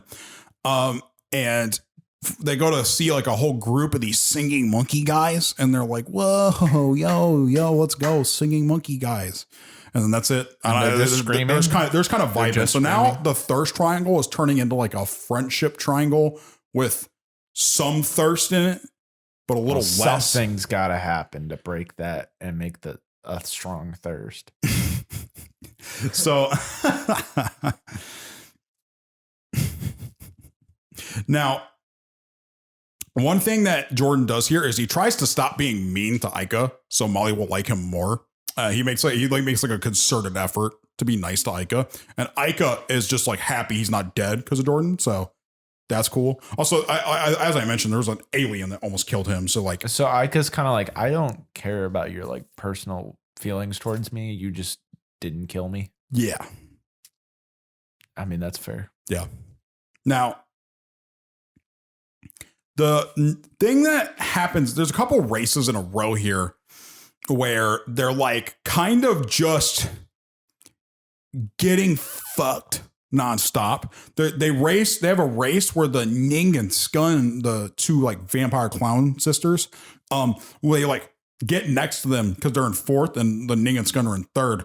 They get their ship right next to them. Then it's like a horror scene where they like break into the ship with their like really sharp claws and like go around the ship and just start destroying everything. And Jordan's like hiding in his cockpit from this chick, and she like rips the door open with that like slow like scraping sound and then kicks it in. She's about to kill Jordan, and then the other chick's like, she can't do that. And the other chick's like, the laser's ready. And then she just fucking like blows a laser through their ship and shoots it down. And then they get back on the like their bike things they have and then just go to the finish and they get like, and they like tumble into fourth place. Basically. It's like they barely even get there, but the top four in that race were really ahead. So that's why it happened like that. But yeah. The thing that's really grim about the next few races is there's like another race where like something like that happens. Where it's just like, wow, I'm glad one of the opponents just really wanted to fuck us just to do that. That's really cool things. Over the top kind of destruction. Yeah. So they've had two races in a row. The first race they just lost because they had to help Ica. The second race they lost because Lord Furter didn't even try to win, just tried to fuck them over. And then Ning and Skun made them get fourth. Instead of third. So now they haven't scored at all. Then they have a race where they have a huge issue with this guy. We're going to take a break. Cut this out later. Go get a towel. I spilled my drink, that is. Oh, okay. Getting a towel. Bro, now we got Kris cheating over here. What? I see you peeking at my sheet. I actually wasn't this time.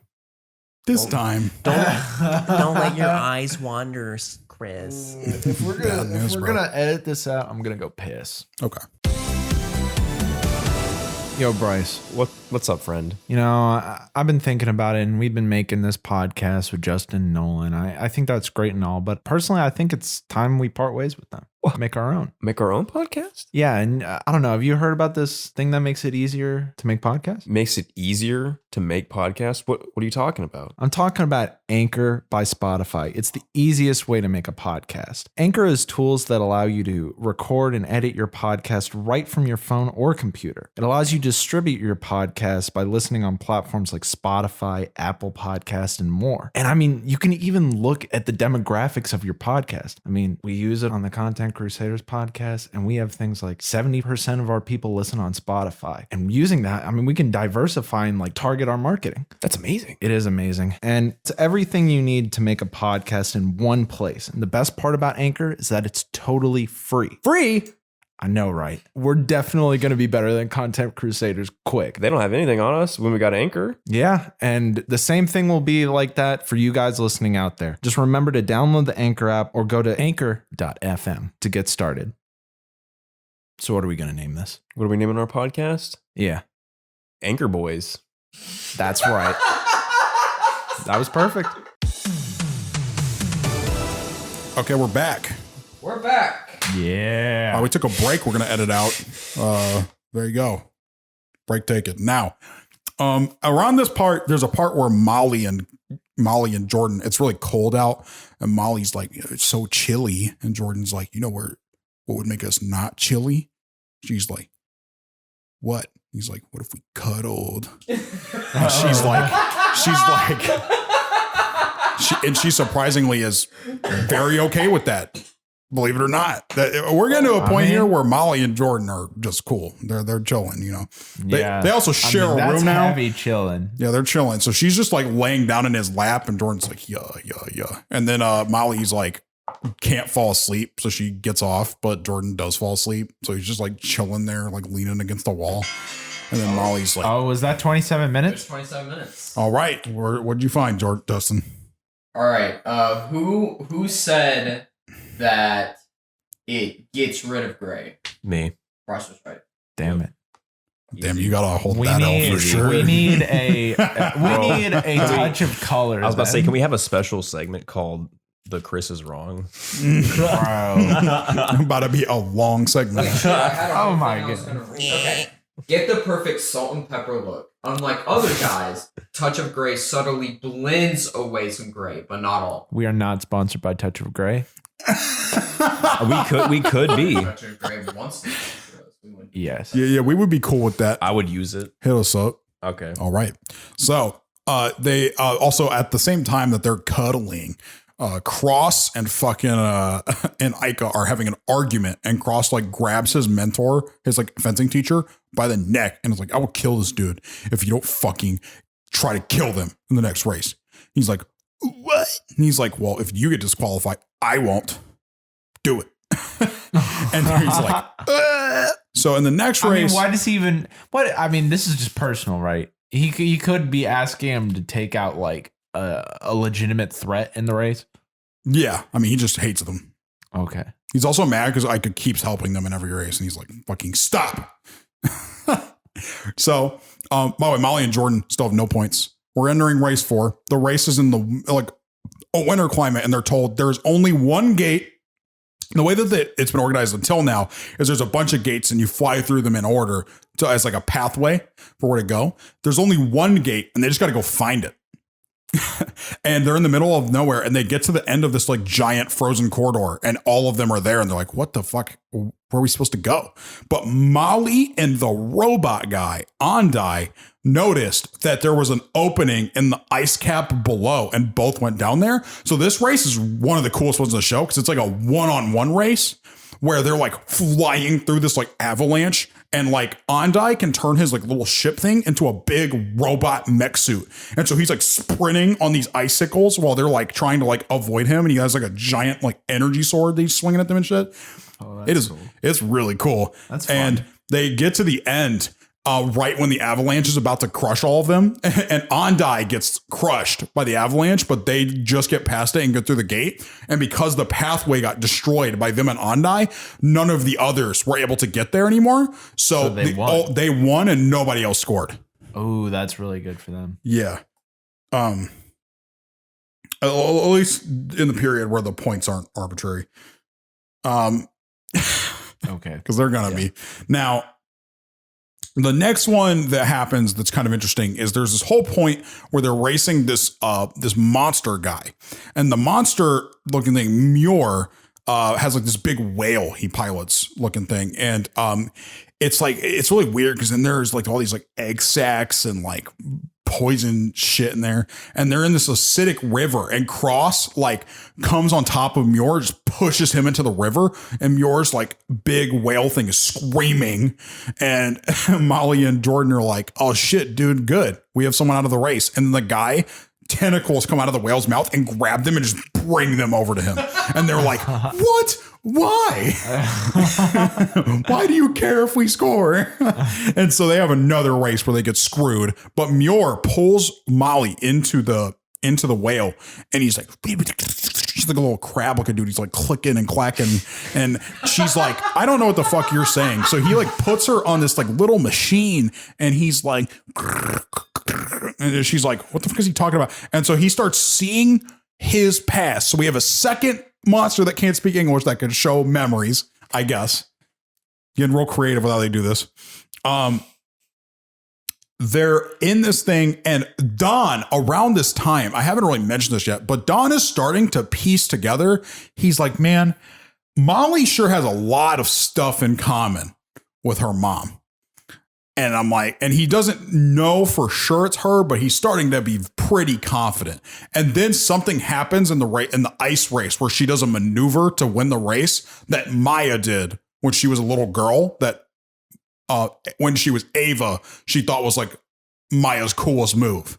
And he was like, "Dude, it's got to be her. No one else even knows she does that." Can I ask a question? Yeah. So I'm guessing the real reason like he didn't want a female pilot is because his wife died. His wife died. Yeah. But does it come across like that?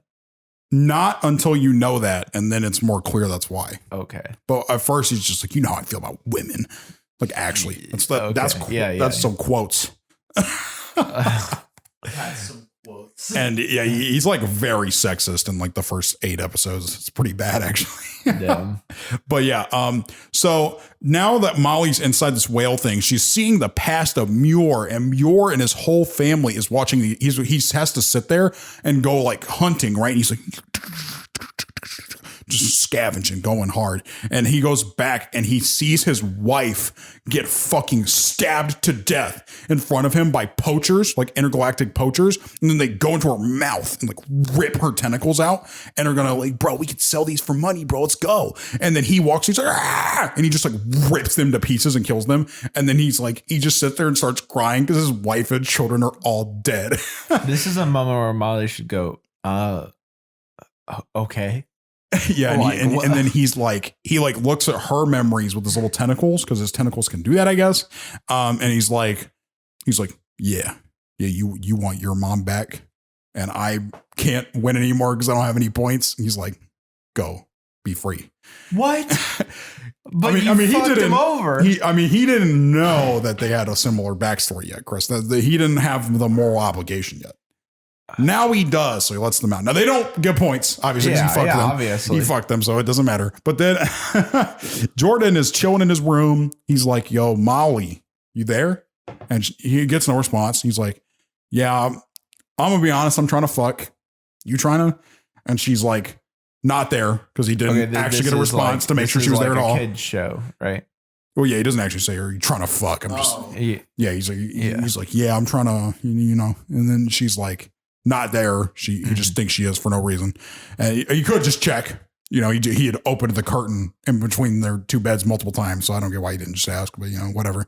Now, he gets embarrassed, and then the next race is so weird because they have, it barely matters. They go through it so fast, and then there's like this whole scene where like Soul wins again. So Soul has won 3 of them already. Okay. And they're like, this is getting bad because he got 6 points and he's got 9 points 3 times, which puts him at like an extreme lead. And they're like, oh no, we're getting to the point where he's going to like win because like by default, because there's no way we can catch up. And Cross is like, Ica, I need you to come up with a way to stop him while I win. And he's like, oh, okay. And Ica's starting to get really sick of his shit. But Cross is like, yeah, I'll kill your teacher, so shut up and do it. So, you know, Tauros could have easily done the same thing in the last time. I don't know. And I feel like they could really do like so much more too. Like, I mean, the whole race is subservient to them. He could kill all of Ica's family. Yeah. He could really threaten them. Yes. Well, luckily it works just threatening the one guy. So it's working out. Because he is the reason why in race 5, Ica is like trying to fuck them is like one of the main reasons that they don't score in the next race.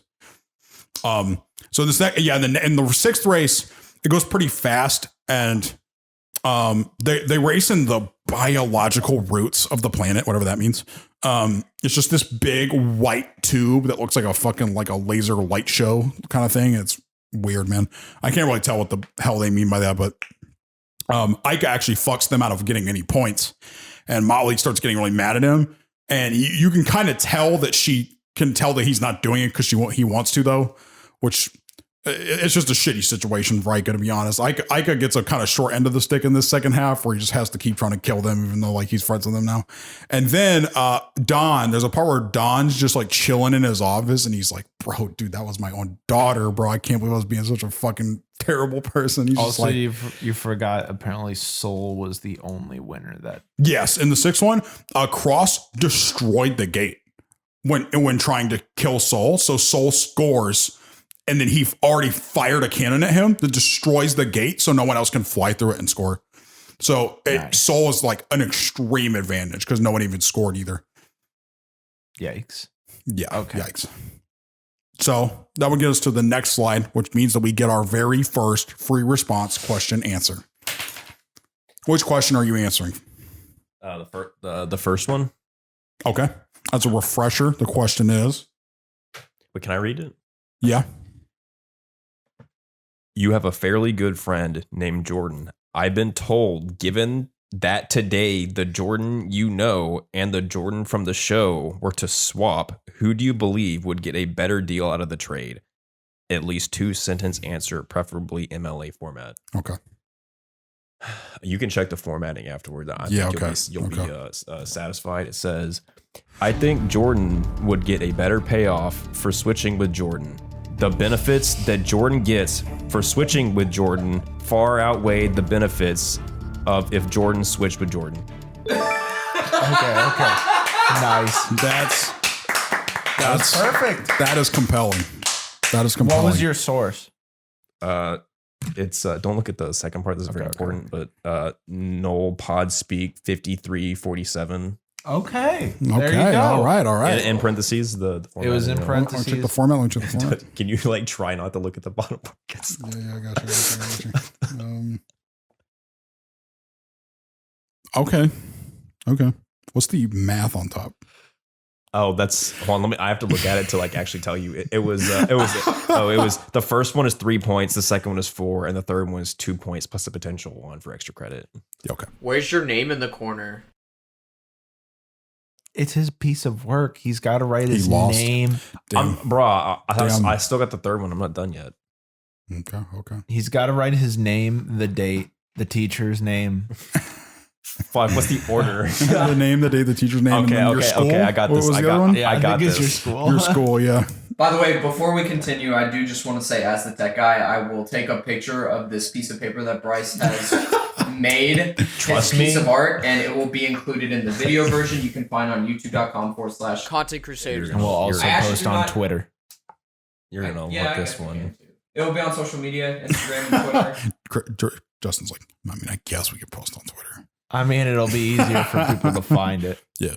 Okay. So that's it for like basically the first half of like the finals is mostly finished up now. What you need to get out of this is that Cross is a bitch, Soul is winning, Ica is being forced to try to kill them, and they're getting fucked and have almost no point. So Are we not doing the rest of his questions? no, we're gonna do one after each slide. Like I said, He already has all of it. I don't. Well, who cares? I don't have it all. We're doing one after each slide. I'm still working. Okay. We got to stagger it. Okay. You can't have too much of a good thing, bro. You know what I'm saying? My bad. I'm sorry. And this is a great thing. I'm sorry. So now let's talk. Do not read ahead on me here, please. Do not read ahead. Okay. This slide is entitled "Let's Go Jordan." Now, I feel this might be sarcastic.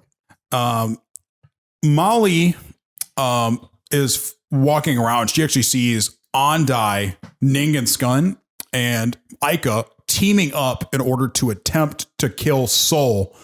So they're going to sabotage Soul in a way where he can't win, and Ica is going to try to take him out for good.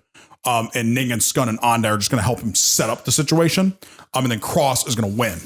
And so Ning and Skun, they're the female vampire, female clown sisters or and whatever. Ondai's the robot. Yeah. And so they're trying to like win, but the issue is that Soul is so broken that they're like, we need to like really work together if we're going to do this. Can you explain? You haven't explained like why he's broken. Okay. It's pretty unclear. He's a magician. He literally flies in this like pyramid of light. And he's just so fucking fast. It's like the thing that's weird about him is his motivation is like never revealed. He's just like this dude who's like, yeah, I'm a baller and I'm going to destroy you. And he's like very calculated about how he does it. And he doesn't like really talk very much. And he's about to be dead. So it doesn't matter. Here we go. So what happens is Molly is like, okay, that's cool. And then she's chilling at the like thing after the avatar shows up and he's like, yo, what's going on? What's good? And then Satis comes out of nowhere when Molly's walking back and he's like, oh, Molly, what's up? And she's like, is that you, Satis? He's like, oh, yeah. You know, because I like work for the avatar guy, right? So that's why I'm here. And he's like, yeah, you want to come over to my house and have a cup of Joe or something? She's like, yeah, sure. And she goes in there and she's like, so why do you have like a portal in your house to everyone's rooms? And he's like, oh, no reason. No reason. That's not suspicious at all. But what I do think is a little suspicious is that you keep questioning me. Okay.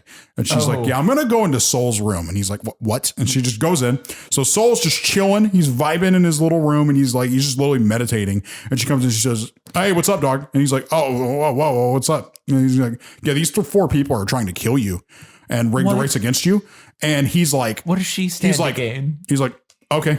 Obviously. And she's like, what do you mean? He's like, if I won again, it would be impossible to beat me. Why would they not team up against me? I've already planned for that. And she's like, oh. And he's like, yeah, you can leave now. See ya. And she's like, oh, okay. That's pretty cool. And she just walks out because he's like, yeah, obviously that's going to happen. So. And she walked out of his front door. Yeah. She just like left his house. I think so. I don't think how the fuck did you get here? No, you didn't care. No, I guess he's a magician. Yeah. he does not give a fuck, bro. So he walks out and then the race is starting here and Soul is about to win because their efforts are just not working. They can't stop him. And Cross is going to try and stop him. And right before he is, Canaletto in his cage is like, dude, this stupid fuck is really gonna make me reveal that I'm here, isn't he? And so he had been refusing to use his powers on Ōban Canaletto because he didn't want Satis. I'm just gonna spoil it now. Satis is the fucking Avatar, bro. It's just him. Satis sounds like a fucking D's name or something. So he is DJ God. Sagra. He is God. Yeah, I thought of the same comparison. Yeah. He just has been God like the entire time. And he was like, by the way, that's why everyone from all the planets all knew who he was. Satis is God? I was going to get to that in a minute. Yeah, Satis is that giant monster. Okay, I was about to ask what was going on because I've not been listening ever since I've been writing my questions. That's fair. You better hope I don't ask a question about that part later. Oh, well, I got it. Well, I was going to give you 5 words. They raced. They lost. Didn't win well. Didn't win. Well, that was a lot more than 5. What do you mean? No, they raced. Didn't is a conjunction. Whoa. Conjunction is one word. No, I think it's 2 words. Did not is not one word. Add another 27 minutes. Answer us in 27 Bro, minutes. no. Conjunction is not one word. Conjunction is literally just a shortening of 2 words. You can't rely on the tech guy for backup on this. Yeah. Well, he's got Google on his side. It's 2 versus 1.9. It is a conjunction, a single word. We could do this right now. I'm heated. This is definitely 2 words. Y'all talk. I'll Okay. How's your day been, Chris? How you doing? I watched some anime and some. It's about to be a lot worse when you're wrong. Yeah. Yeah. Yeah. I guess. Do you want to bet your shoes on it? Fuck no. I'll bet my shoes, which would be bad for me because my feet are crippled. Yeah, rooster and it feet. would also be bad for me because I don't want to spend any money on new shoes. I mean, you get my shoes if you win. If you're sure. Can't fit in your shoes. You could go out. What do you mean? I think my feet size are bigger. You could really? I think that's probably true. What is it? You could go to the woods. Mine's like a 13 and a half. Okay, then we're actually the same size. Okay, dude, you go to the woods and get a bunch of leaves and tape them together and put them on your feet. Okay, yeah. That's what they used to do when they would die because they bleed out of their feet and too much. Bleed out of their feet. We're actually going to play a little game of base bear after this. I don't know about that. It's about to snow, right? It's looking potentially Why did they do that to us? We're still going to Can we ask Sadiz why he did that? Sadiz these nuts. Okay, Justin. Do you know how these nuts jokes work? I've been meaning to have an intervention about this. Justin will D's twice. Justin will just be like, "Yo, D's nuts." And he's like, got you. And I'm like, no, that's not how the joke works. You have to try to get me to say oh, what's that? And then I go, and then you go, I got you. You got to set it up. It's got to be like a mind game, You don't just go both of these nuts. It was definitely a setup for Bryce to get you, and then you just got yourself. You just kind of is that? Revealed that you got D's to us. That's that's kind of weak stuff. Also, did you find what we're looking for? Yeah. All right, so this is on thesaurus.com. Not reputable. Well, okay, it's reputable if I'm right. Actually, tell me what it says first, and then we'll decide. What is a conjunction? That's not. Is that what we asked? Well, we asked, is it considered one word? Is it considered one word or 2 words? I'm about to read that. shit. Okay. Holy fucking Okay. shit. Okay. A conjunction is a word or phrase. So it's singular. Or phrase. If it's a phrase, it's multiple words. Yeah, that's Yeah. So if it's a conjunction for multiple words, then it's there you go. Conjunction is the glue that holds words.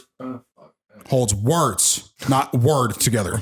It holds words A together. conjunction is a word such as and, because, but. Wait. What are you fucking idiot? That's a preposition. What? What am I That was saying? a preposition. Wait, that was not a preposition. That's not a preposition. No, that's before. And, okay. Oh wait, conjunctions. I said That's the a wrong conjunction, thing. yeah. I picked the wrong thing. Okay, so I'm looking Holy for shit. what is the contractions? Contractions are what I was looking for. We're really Damn, showing how well we are in we English. all Okay, said well, conjunctions and with no And sussness then about it. I said that about prepositions. I know prepositions are know placement words. A place where a The rat can go. process of becoming smaller. Oh, okay, That's- look up oh a my contraction, God. English language, not the. We're not talking about like I'm about to give birth, Justin. my contracting. Oh yeah, okay. Well, like I was saying, Let's just keep going. Canaletto beams Soul to him and kills him. So there you go. He's dead.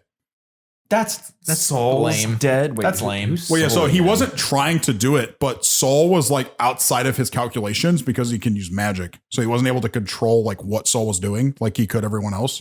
So he had to like just kill him. But he was trying to manipulate the other people like subtly to get them to win against him, and they just couldn't do it. So he just killed him. I still don't know how I feel about that. It's pretty story random. element. Watching it, Yeah. it's like it's a lot less weird when you Okay. watch it, but it's still like It seems they kind kind of of cheap. they kind of got out for free there. Yeah. Yeah, what's up, Justin?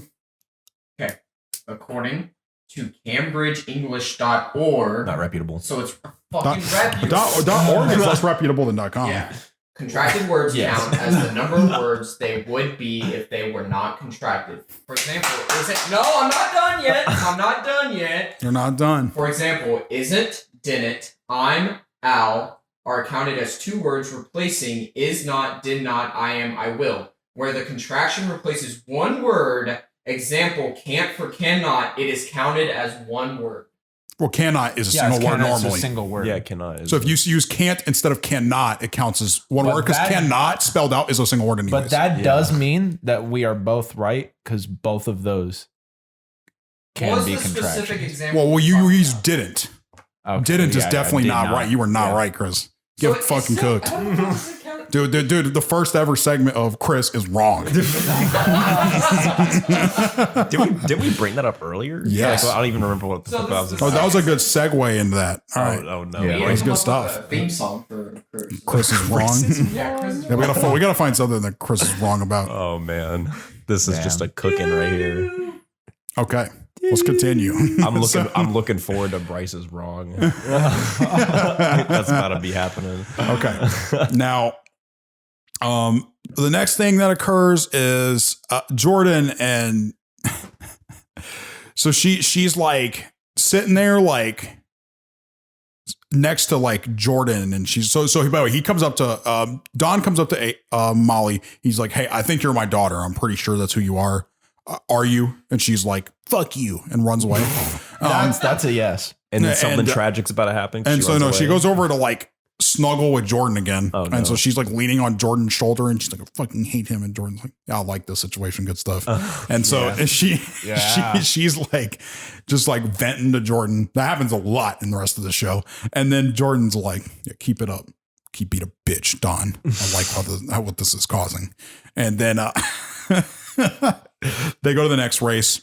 Jordan and Molly are a little bit behind. The eyeball looking thing and like the wingsuit, and Cross goes to shoot at O because O's in the lead, and O turns around, grabs the laser and throws it back. Cross dodges, and Molly and Jordan get hit and then plummet to the bottom of a canyon. And there's this like really crazy scene where Stan and Coach are like, holy shit, holy shit, holy shit, holy shit, holy shit. Oh no. And then he's like, what? And he's like, I think they died. And Don's like, what? And he's like, they fell so far down that we can't, like, we have no contact with them. The distance they fell, they're dead. They're not going to live. They lived. Now, Nice. they're at the bottom of this thing and they're like just chilling. And in the bottom of this canyon, there's like all these like murals and shit of like these like giant bird and this other like big monster, which is the Avatar in Canaletto. And they're like, what the fuck is going on? So they go into this like staircase to this Coliseum. And when they, dude, this shit is so funny. The Coliseum starts making them hallucinate. And Molly sees her mom and Jordan just sees two of Molly and one is normal Molly and the other is a Molly, but she's trying to fuck. I'm like, what? This is what Jordan, so it makes you hallucinate what you What want. you want most? Yeah. And he just sees Molly, but she's like horny. And then Molly sees her dead mother. This guy is Jordan's on a mission, bro. this guy is wizard brain, man. That's all this guy is. Yeah. He's He desperate. is a complete alpha. He's trying, bro. He's doing what he can. And so while they're in the Coliseum, they eventually like kind of snap out of it. And the thing that happens is when they get to this, like, it's like this thing where like these like sort of like ethereal creatures start talking to them called the creators.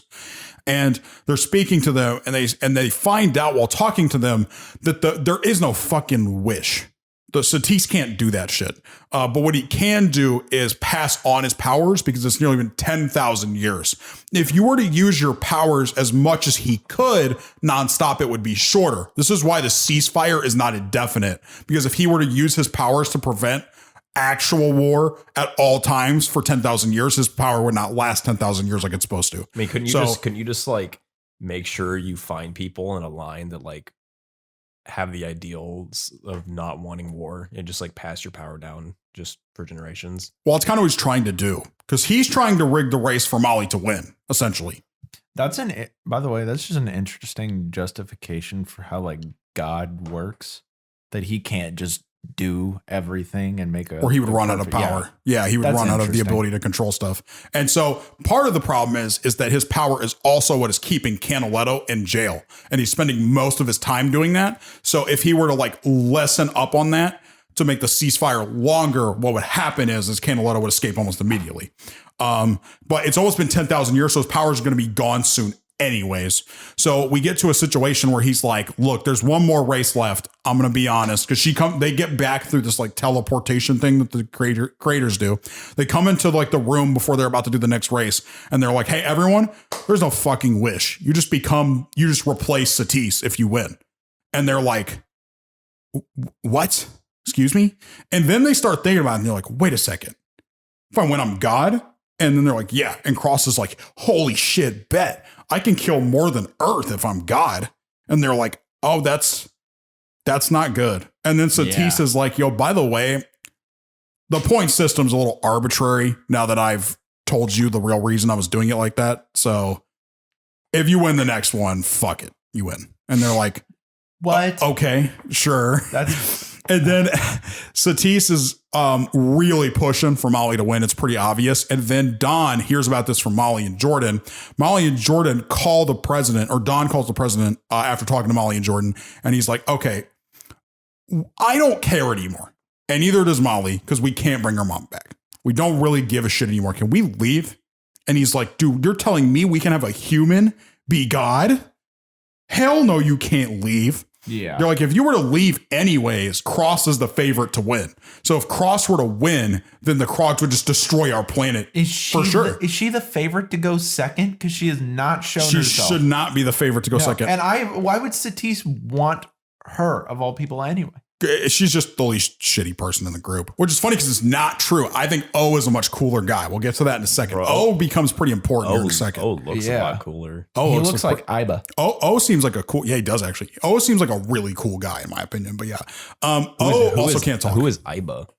It's a character from a video game me and Chris played. Yeah, But it's called AI Somnium Files. yeah. Yeah. That sounds like a game that you and Chris played. It's does. very cool. It's a good game. It's bro. a good game. But yeah, so during this whole situation, they're like, okay, let's go ahead and do the race. There's like this big race. Weird shit happens. They just start trying to kill each other because they don't even care anymore. He's like, he's like, it's not actually consequential. If you get through the hoop, you fucking win. So Cross just bops Ondai, just destroys him. He also does the same thing to Ning and Skun. And then he does the same thing to Lord Furter. Actually, no. Andai fights Ica because Andai actually wants to become God so he can be human. He wants to be like an organic being. Ning and Skun are just trying to help Ica for some reason. I don't remember why. But they get fucked up by Cross, and then so does Lord Furter. Lord Furter comes out of the Shadow Realm to exist again. I swear he's not in the show like a scene after he tries to screw them over, and then he's just back trying to win it all. Imagine if Lord Furter became God at the end of this. I'd just be like, why? Who cares that you're here? So he gets cooked, and then Molly is trying to race to the end. She gets there and Cross is there too. Now it cuts to O. There's this big crater in the ground and O's like, ooh. So he goes over to the crater and he like lays down in it. And then he has like a Nom flashback to when like Canaletto and Satis had like a fight thousands and thousands of years ago. And he's like, okay, bet. And just goes to sleep. I don't know. I don't know what the hell was happening in that scene. And then he like moves on. And so now they're like, getting to the end, and it's between Cross and Molly. And I don't actually remember well enough how Molly wins, but she does. And then she gets to this altar when she flies through, and Satis is like, you're here, Molly, congrats. And then she's like, this whole time she's been thinking like, I really don't want to be God. That sure sounds that's like a lot. ass. She's 15. And so Cross and Ica are here too, because they're the only survivors. All the people from their fucking, I say only survivors. Everyone else lived somehow. Don't even ask. But Cross is like, no. And then Molly's like, can we just make it so nobody has the powers? Because I don't want to do it. And he's like, no, you take it. And she's like, no. And then she just walks away. And Satis starts having like a heart attack and just dies because he was like minutes away from having to give away the power. Then Canaletto just breaks out of the jail and just blows up the temple they're in. And they know Cross was killed in it. They think Ica was.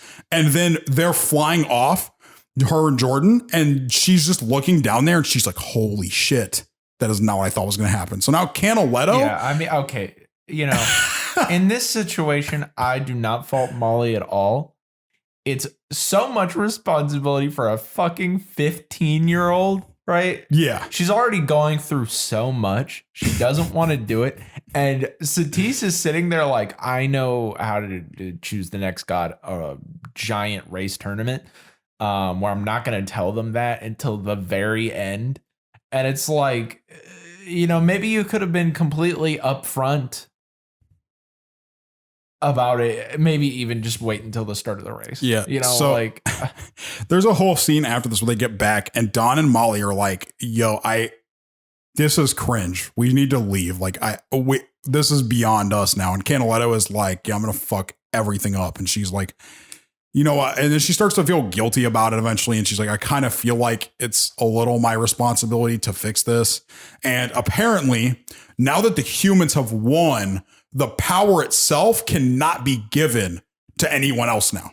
Like Molly has to go take it or Canaletto will just be him and there's nothing to do about it. And so she has to go back and Don's like, dude, that's really cringe, bro. I just found out my daughter, like I met my daughter again. I don't want you to die. Can you just not go? And she's like, that's kind of on you. Yeah, Don kind of That's kind of on you. You suck. And she's like, okay. He's like, okay, fuck. Whatever. So before we get to the finale here, let's get another question in from Bryce real quick. Let's see what he's got. Okay. Are you ready? Okay. So go ahead and repeat the question you're answering next. Give me 1 sec here. So the question is, what do you believe will happen to Jordan by the end of the show? Do you believe Jordan's fortunes will be up or down compared to the present part of the story? Please show your work with the answer. No work shown, no credit. So I said, I believe at the end of the show that Jordan will get supremely cucked by my guy Ica, or even Super Racer, also known as Satis. There is a very good chance that Flint comes back and cucks all three of them, specifically Jordan, Ica, and Satis, formerly known as Super Racer, etc.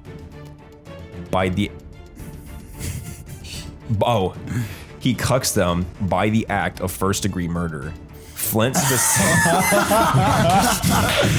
First degree. Flint specifically cucks all of them while Satisse, Super Racer, attempts to cuck Jordan and Ica, and I drew a picture as my work. Okay, let's see. Okay. Let me see this So picture. in my picture, I have Satisse, also known as Super Racer, trying to shoot Jordan with his fat cake and Ica fella.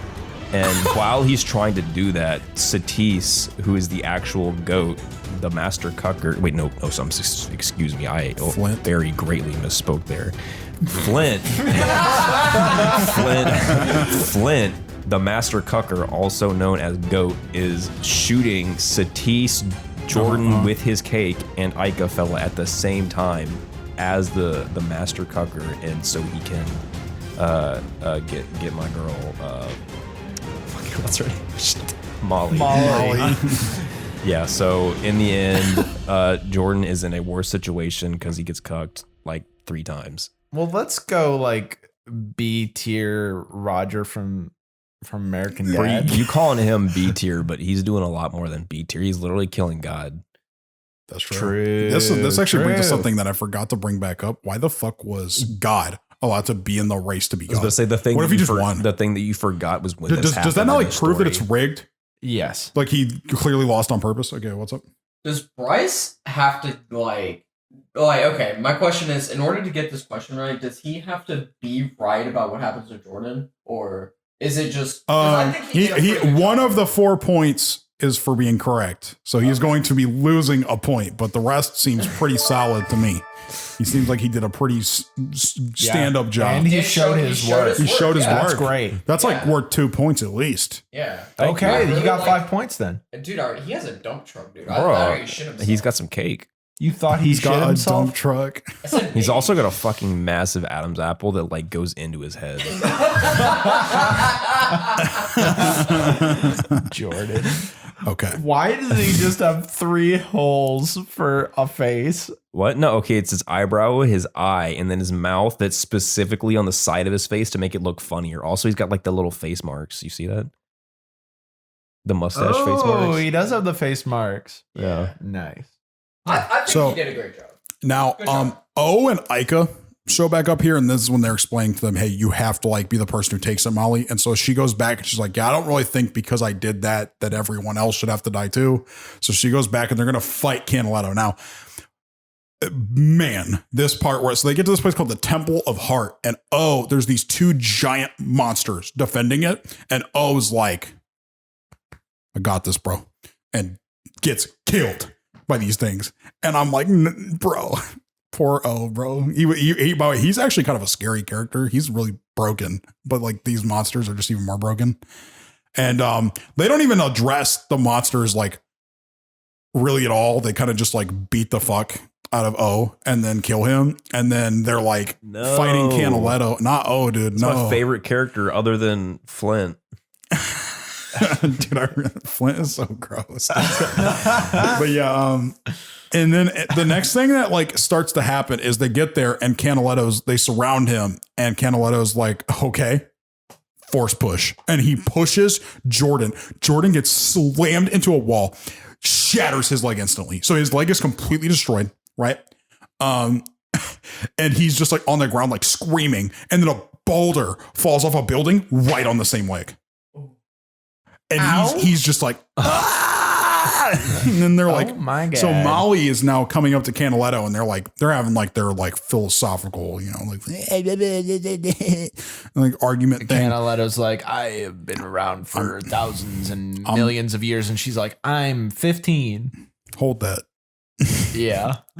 And so Canaletto is about to reascend to this title of Avatar. The creators produced this veil of light that's going to descend on him, and the only person who can get to it first and become the Avatar is Molly. So Canaletto is about to fly into it and become God again, and then they look up at the stairs. Because there's the Colosseum that they're in has like these 2 stairways that come up above to like an altar, and up on the altar, crawling, up there is Jordan. My God. Without a leg.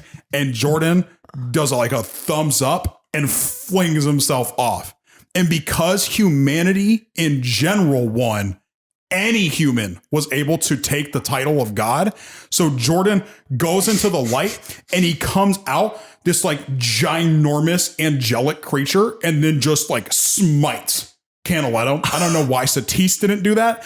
And then there's like this fucking scene where everything in the world turns into this like glowing white room. And then Molly and Jordan are in there and Jordan's like, fuck. And she's like, does that mean that you're like God now? And he's like, I guess so. And she's like, what? And Jordan's like, by the way, Molly, I think you're kind of cute. You know what I'm saying? She's like, this is so much worse than Molly getting it. This is so Molly. Can we look at our final pictures now? Yeah. I mean, and you'll see a cute man with his. Oh. No, it's on the left. Oh my goodness. That's Jordan. Whoa. I definitely saw that, but like didn't process absolutely bright. Yeah. But he's got the glowing face marks. Why is he crying? Well, he's crying because he's not human now. So Molly and him were about to be kissing before they like Ica and O showed up and so they do in this scene. And then Jordan, like the creators start dancing around Jordan in circles. And he's like, I gotta go. I'm God now. And she's like, what? And he's like, see ya. Cause this is like his thing that he does is he does this a lot in the show. What is that? And then he does, salute. and then He's he doing does, a two-finger salute. the 2-finger salute. And then he's just flies off into the galaxy and he's gone forever. Man, I got a lot to say about this. He's gone now. And then Molly just gets like teleported back to Earth by Jordan. And Ica's there too. Ica just, I guess, gets to go back to Earth too and has to fly his ass back to where he's from. And his fencing coach is gone. No idea where he is. And Don's there too. And Don's like, wow, that was kind of cringe. That was a little weird.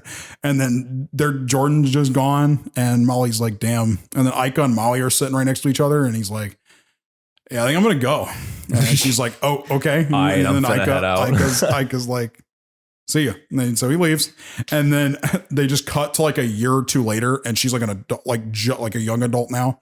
And she had just like finished like school and stuff. And then she's like, yeah, that was what happened a few years ago. And that's literally the end of the show. Okay. Well, Bryce, get your third answer in. And ooh. Yeah. Okay. So next.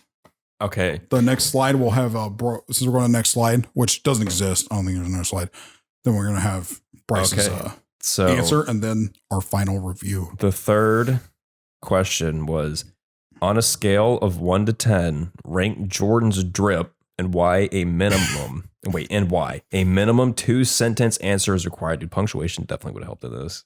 Feel free to compare a contrast to a character from a previous work we covered. Okay. So I said Jordan's drip is a 1 out of 10. Whoa. Flint's drip is at least a 19 out of 10 as a baseline. As a baseline?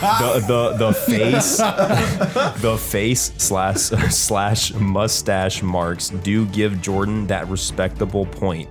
Flint is the character from a previous work because he was always with us. That was good. That's some good justification. Wow. I'm gonna be honest with you, Bryce. I think this is your best Price is Right. Yeah, I think you did some good work here. Yeah. You did a lot of good stuff here. The teacher's proud of you. Yeah, this is good. This is good stuff. Are you the teacher? No, We're gonna give you so an 8. Okay. You only missed. Actually, yeah, an 8. The only point you missed was the MLA format is on the wrong side of the page. I thought the one was that he didn't know what Jordan. There's 10 possible points. Oh, okay. So that means you also lost a point for not knowing what happened to Jordan properly. So it's still 8. You didn't say Jordan becomes God of the universe. Wait, what was the other one I lost points for? MLA format. It's on the wrong side. Wait, I was supposed to answer something. We already did that. Oh yeah, we did it immediately. Yeah, that's right. That was the contraction. Yeah, dude. 8 out of 10 is pretty good though. That's like honestly, Bryce. That's pretty good. Let's give it. Woo! Yeah. Now, That was Thank good. you. That was good. Bryce, I want you to read what you wrote in the corner because I read it earlier and it was very. Oh, my like header. Yeah, your heading. Well, not my little stuff. You know? Okay, so he's gonna read through his MLA format writing. It says I Bryce think. Turner and my professor Vaughn, Dr. MD. Empty nuts. Class. Junior doctor. Oh, he did it! Not really, but Class we'll give it a Content Crusade 6969 and 0101 0000 AD. Oh, wait a second. So 010000. Wait, no, AD. 0101 AD.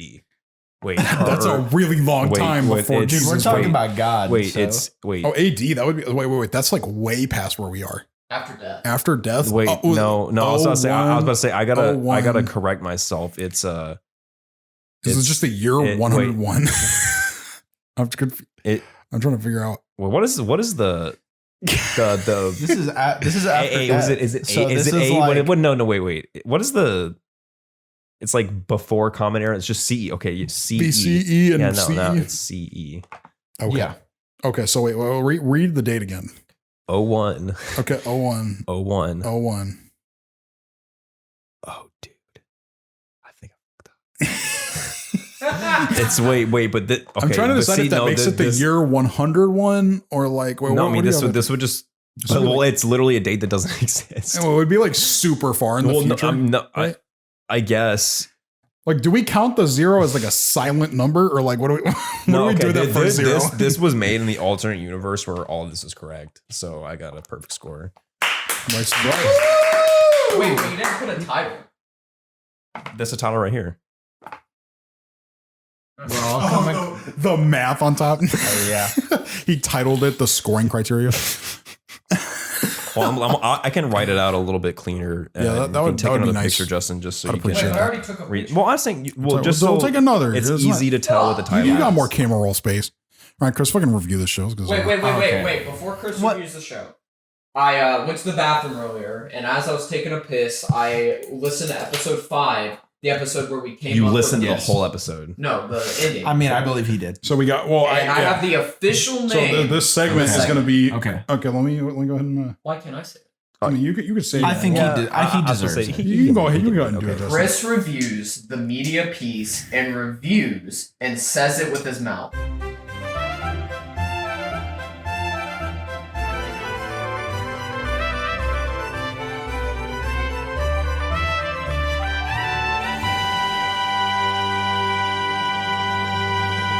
Okay, this is the part where we got the So this one, I didn't like it. I don't know what it is about it, but something makes me really agitated. I feel like so much of it, like I am totally cool with the characters not knowing anything, but I feel like what the reveal is so like silly and just like over the top that it just didn't. They could have told us. Yeah, I also think it's a little weird that the show's not that long because this feels like a longer show than it is when I explained it. Yes. But it's like so much of it is the racing. But the racing is like cool. But it doesn't seem that important. Seeing the racing does bump this up to me because the races are one of the cool parts about it. But also, eventually, the racing is like Nolan boy. very not important compared to killing it's like basically Satan. They make it to a point where like, what's the point of the racing when it's just such like an arbitrary, like it's to pick God? Like what? Yeah. Also, I haven't watched the original show, but I'm pretty sure the original show was like just racing. Okay. So I think when they got greenlit for this, they had to fight. They were like told like a fit in a plot too, and they're like, "Oh shit, oh." And I mentioned this earlier, but I also feel like so much of like the plot progression is like it happens just solely so we can make this next plot point matter, which is like every story has things that make the next plot point work, but like this one seems like so many things are just shoehorned. I don't know. I give it like maybe a 4.5 out of 10. It made me angry. I didn't like it. What grade did you give it? 4.5 out of 10. Okay. Can I give my 2-word wait? Let's not do this wrong again. Can I give my 5-word review? Yeah. 10 out of 10. Flint. Yeah. That's got to be more. That's got to be more points, right? Yeah, I mean he's usually right. So yeah. I mean you're wrong. Thank you. As usual. I put a lot of work into what I do. Thank you. Absolutely. Like especially not listening to like the last 30 minutes of the podcast so I could do this, and then being lost so I like kind of just still didn't know what was going on. You gotta dedicate it. You want a review? They raced. I mean, and yeah, didn't win the whole time. that was all. But like they still that became God. Jordan, respectable. Yeah. Do you know that was cool. That was cool. Do you know it's Jordan? The best part about the show is definitely Jordan, and I also like that Jordan's like a pretty normal person, and everyone else is just like constantly angry all the time. Well, I do like that. I like that Jordan is just a complete douchebag. Like, I mean, he is, right? I mean, kind of. He's like a pretty normal guy. Like a lot of people really. are he seems like people are pretty mean to Jordan. He just like likes Molly a lot. Yeah, but he seems just, like he was to, pretty. I mean, the first half he seemed to be really mean. Oh, he is. Everyone. He is a little. He gets jealous a lot in the first half. Yeah, I don't know. I do like him. I do like the fact that he yeeted himself in there. That's a fucking twist. He just said, but when it's like, okay, I'm leaving now. Like he has no choice. He just has to go. I'm like, why did Satisse not have to like? Satisse like you could do whatever the fuck you wanted. Now I don't know. They seem like completely different gods. Also, like Satisse like became like God, but he still looked like all tiny and gross. And then like defeat Jordan just turned into this giant angel looking creature. I'm like, and he could defeat the bad guy. Like I have no clue. And then the ending just was like, it's the classic anime ending where they just like go back to normal life and they're like, yeah, that happened. Cool. What's Nolan? What's your rating? Rating of the show? Yeah. Have you actually seen it? I was about to say someone that's actually seen it. Yeah, because I think the races help a lot. The characters are pretty cool, actually. Like the stuff that's like darker about the show is actually really cool, and the art style is really good. So I give it like a 6.5. Okay. Respectable. I feel like it's one of those things where if you are watching it, these very immediate plot points wouldn't be so obvious to me. Of like, yeah, because there's a lot of times where like I'm like skipping like most of the episode where they slowly build to these things because it's just a race that I don't want to describe exactly. Yeah. And then I'm just like, yeah. So then Don decided that he regrets his actions now. And then you're like, what? Well, that's the last episode he did. And I'm like, yeah, I know, but like I skipped the race where like that happens, you know. I don't know. But yeah, no, this is definitely not the best work we've covered on here for sure. Yeah, for real. The shit was for French children. So. And what a dark story. I know, it's pretty grim.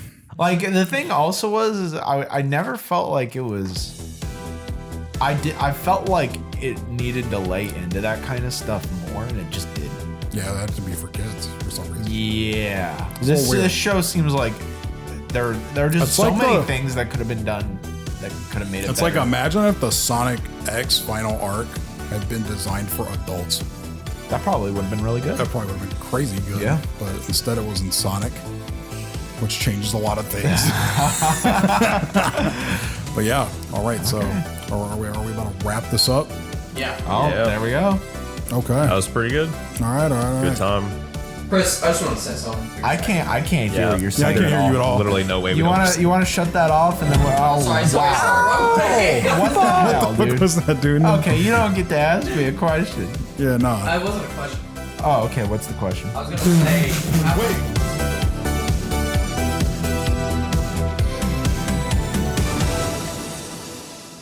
Hey yo, Tech Guy here with a very quick post-episode message. If you're enjoying the podcast, then please consider rating us 5 stars as well as sharing the show with anyone who you feel as though would enjoy it. Rating and sharing is currently the best way to support our show, and in a market with billions of other podcasts, word of mouth is extremely important for us to grow our audience.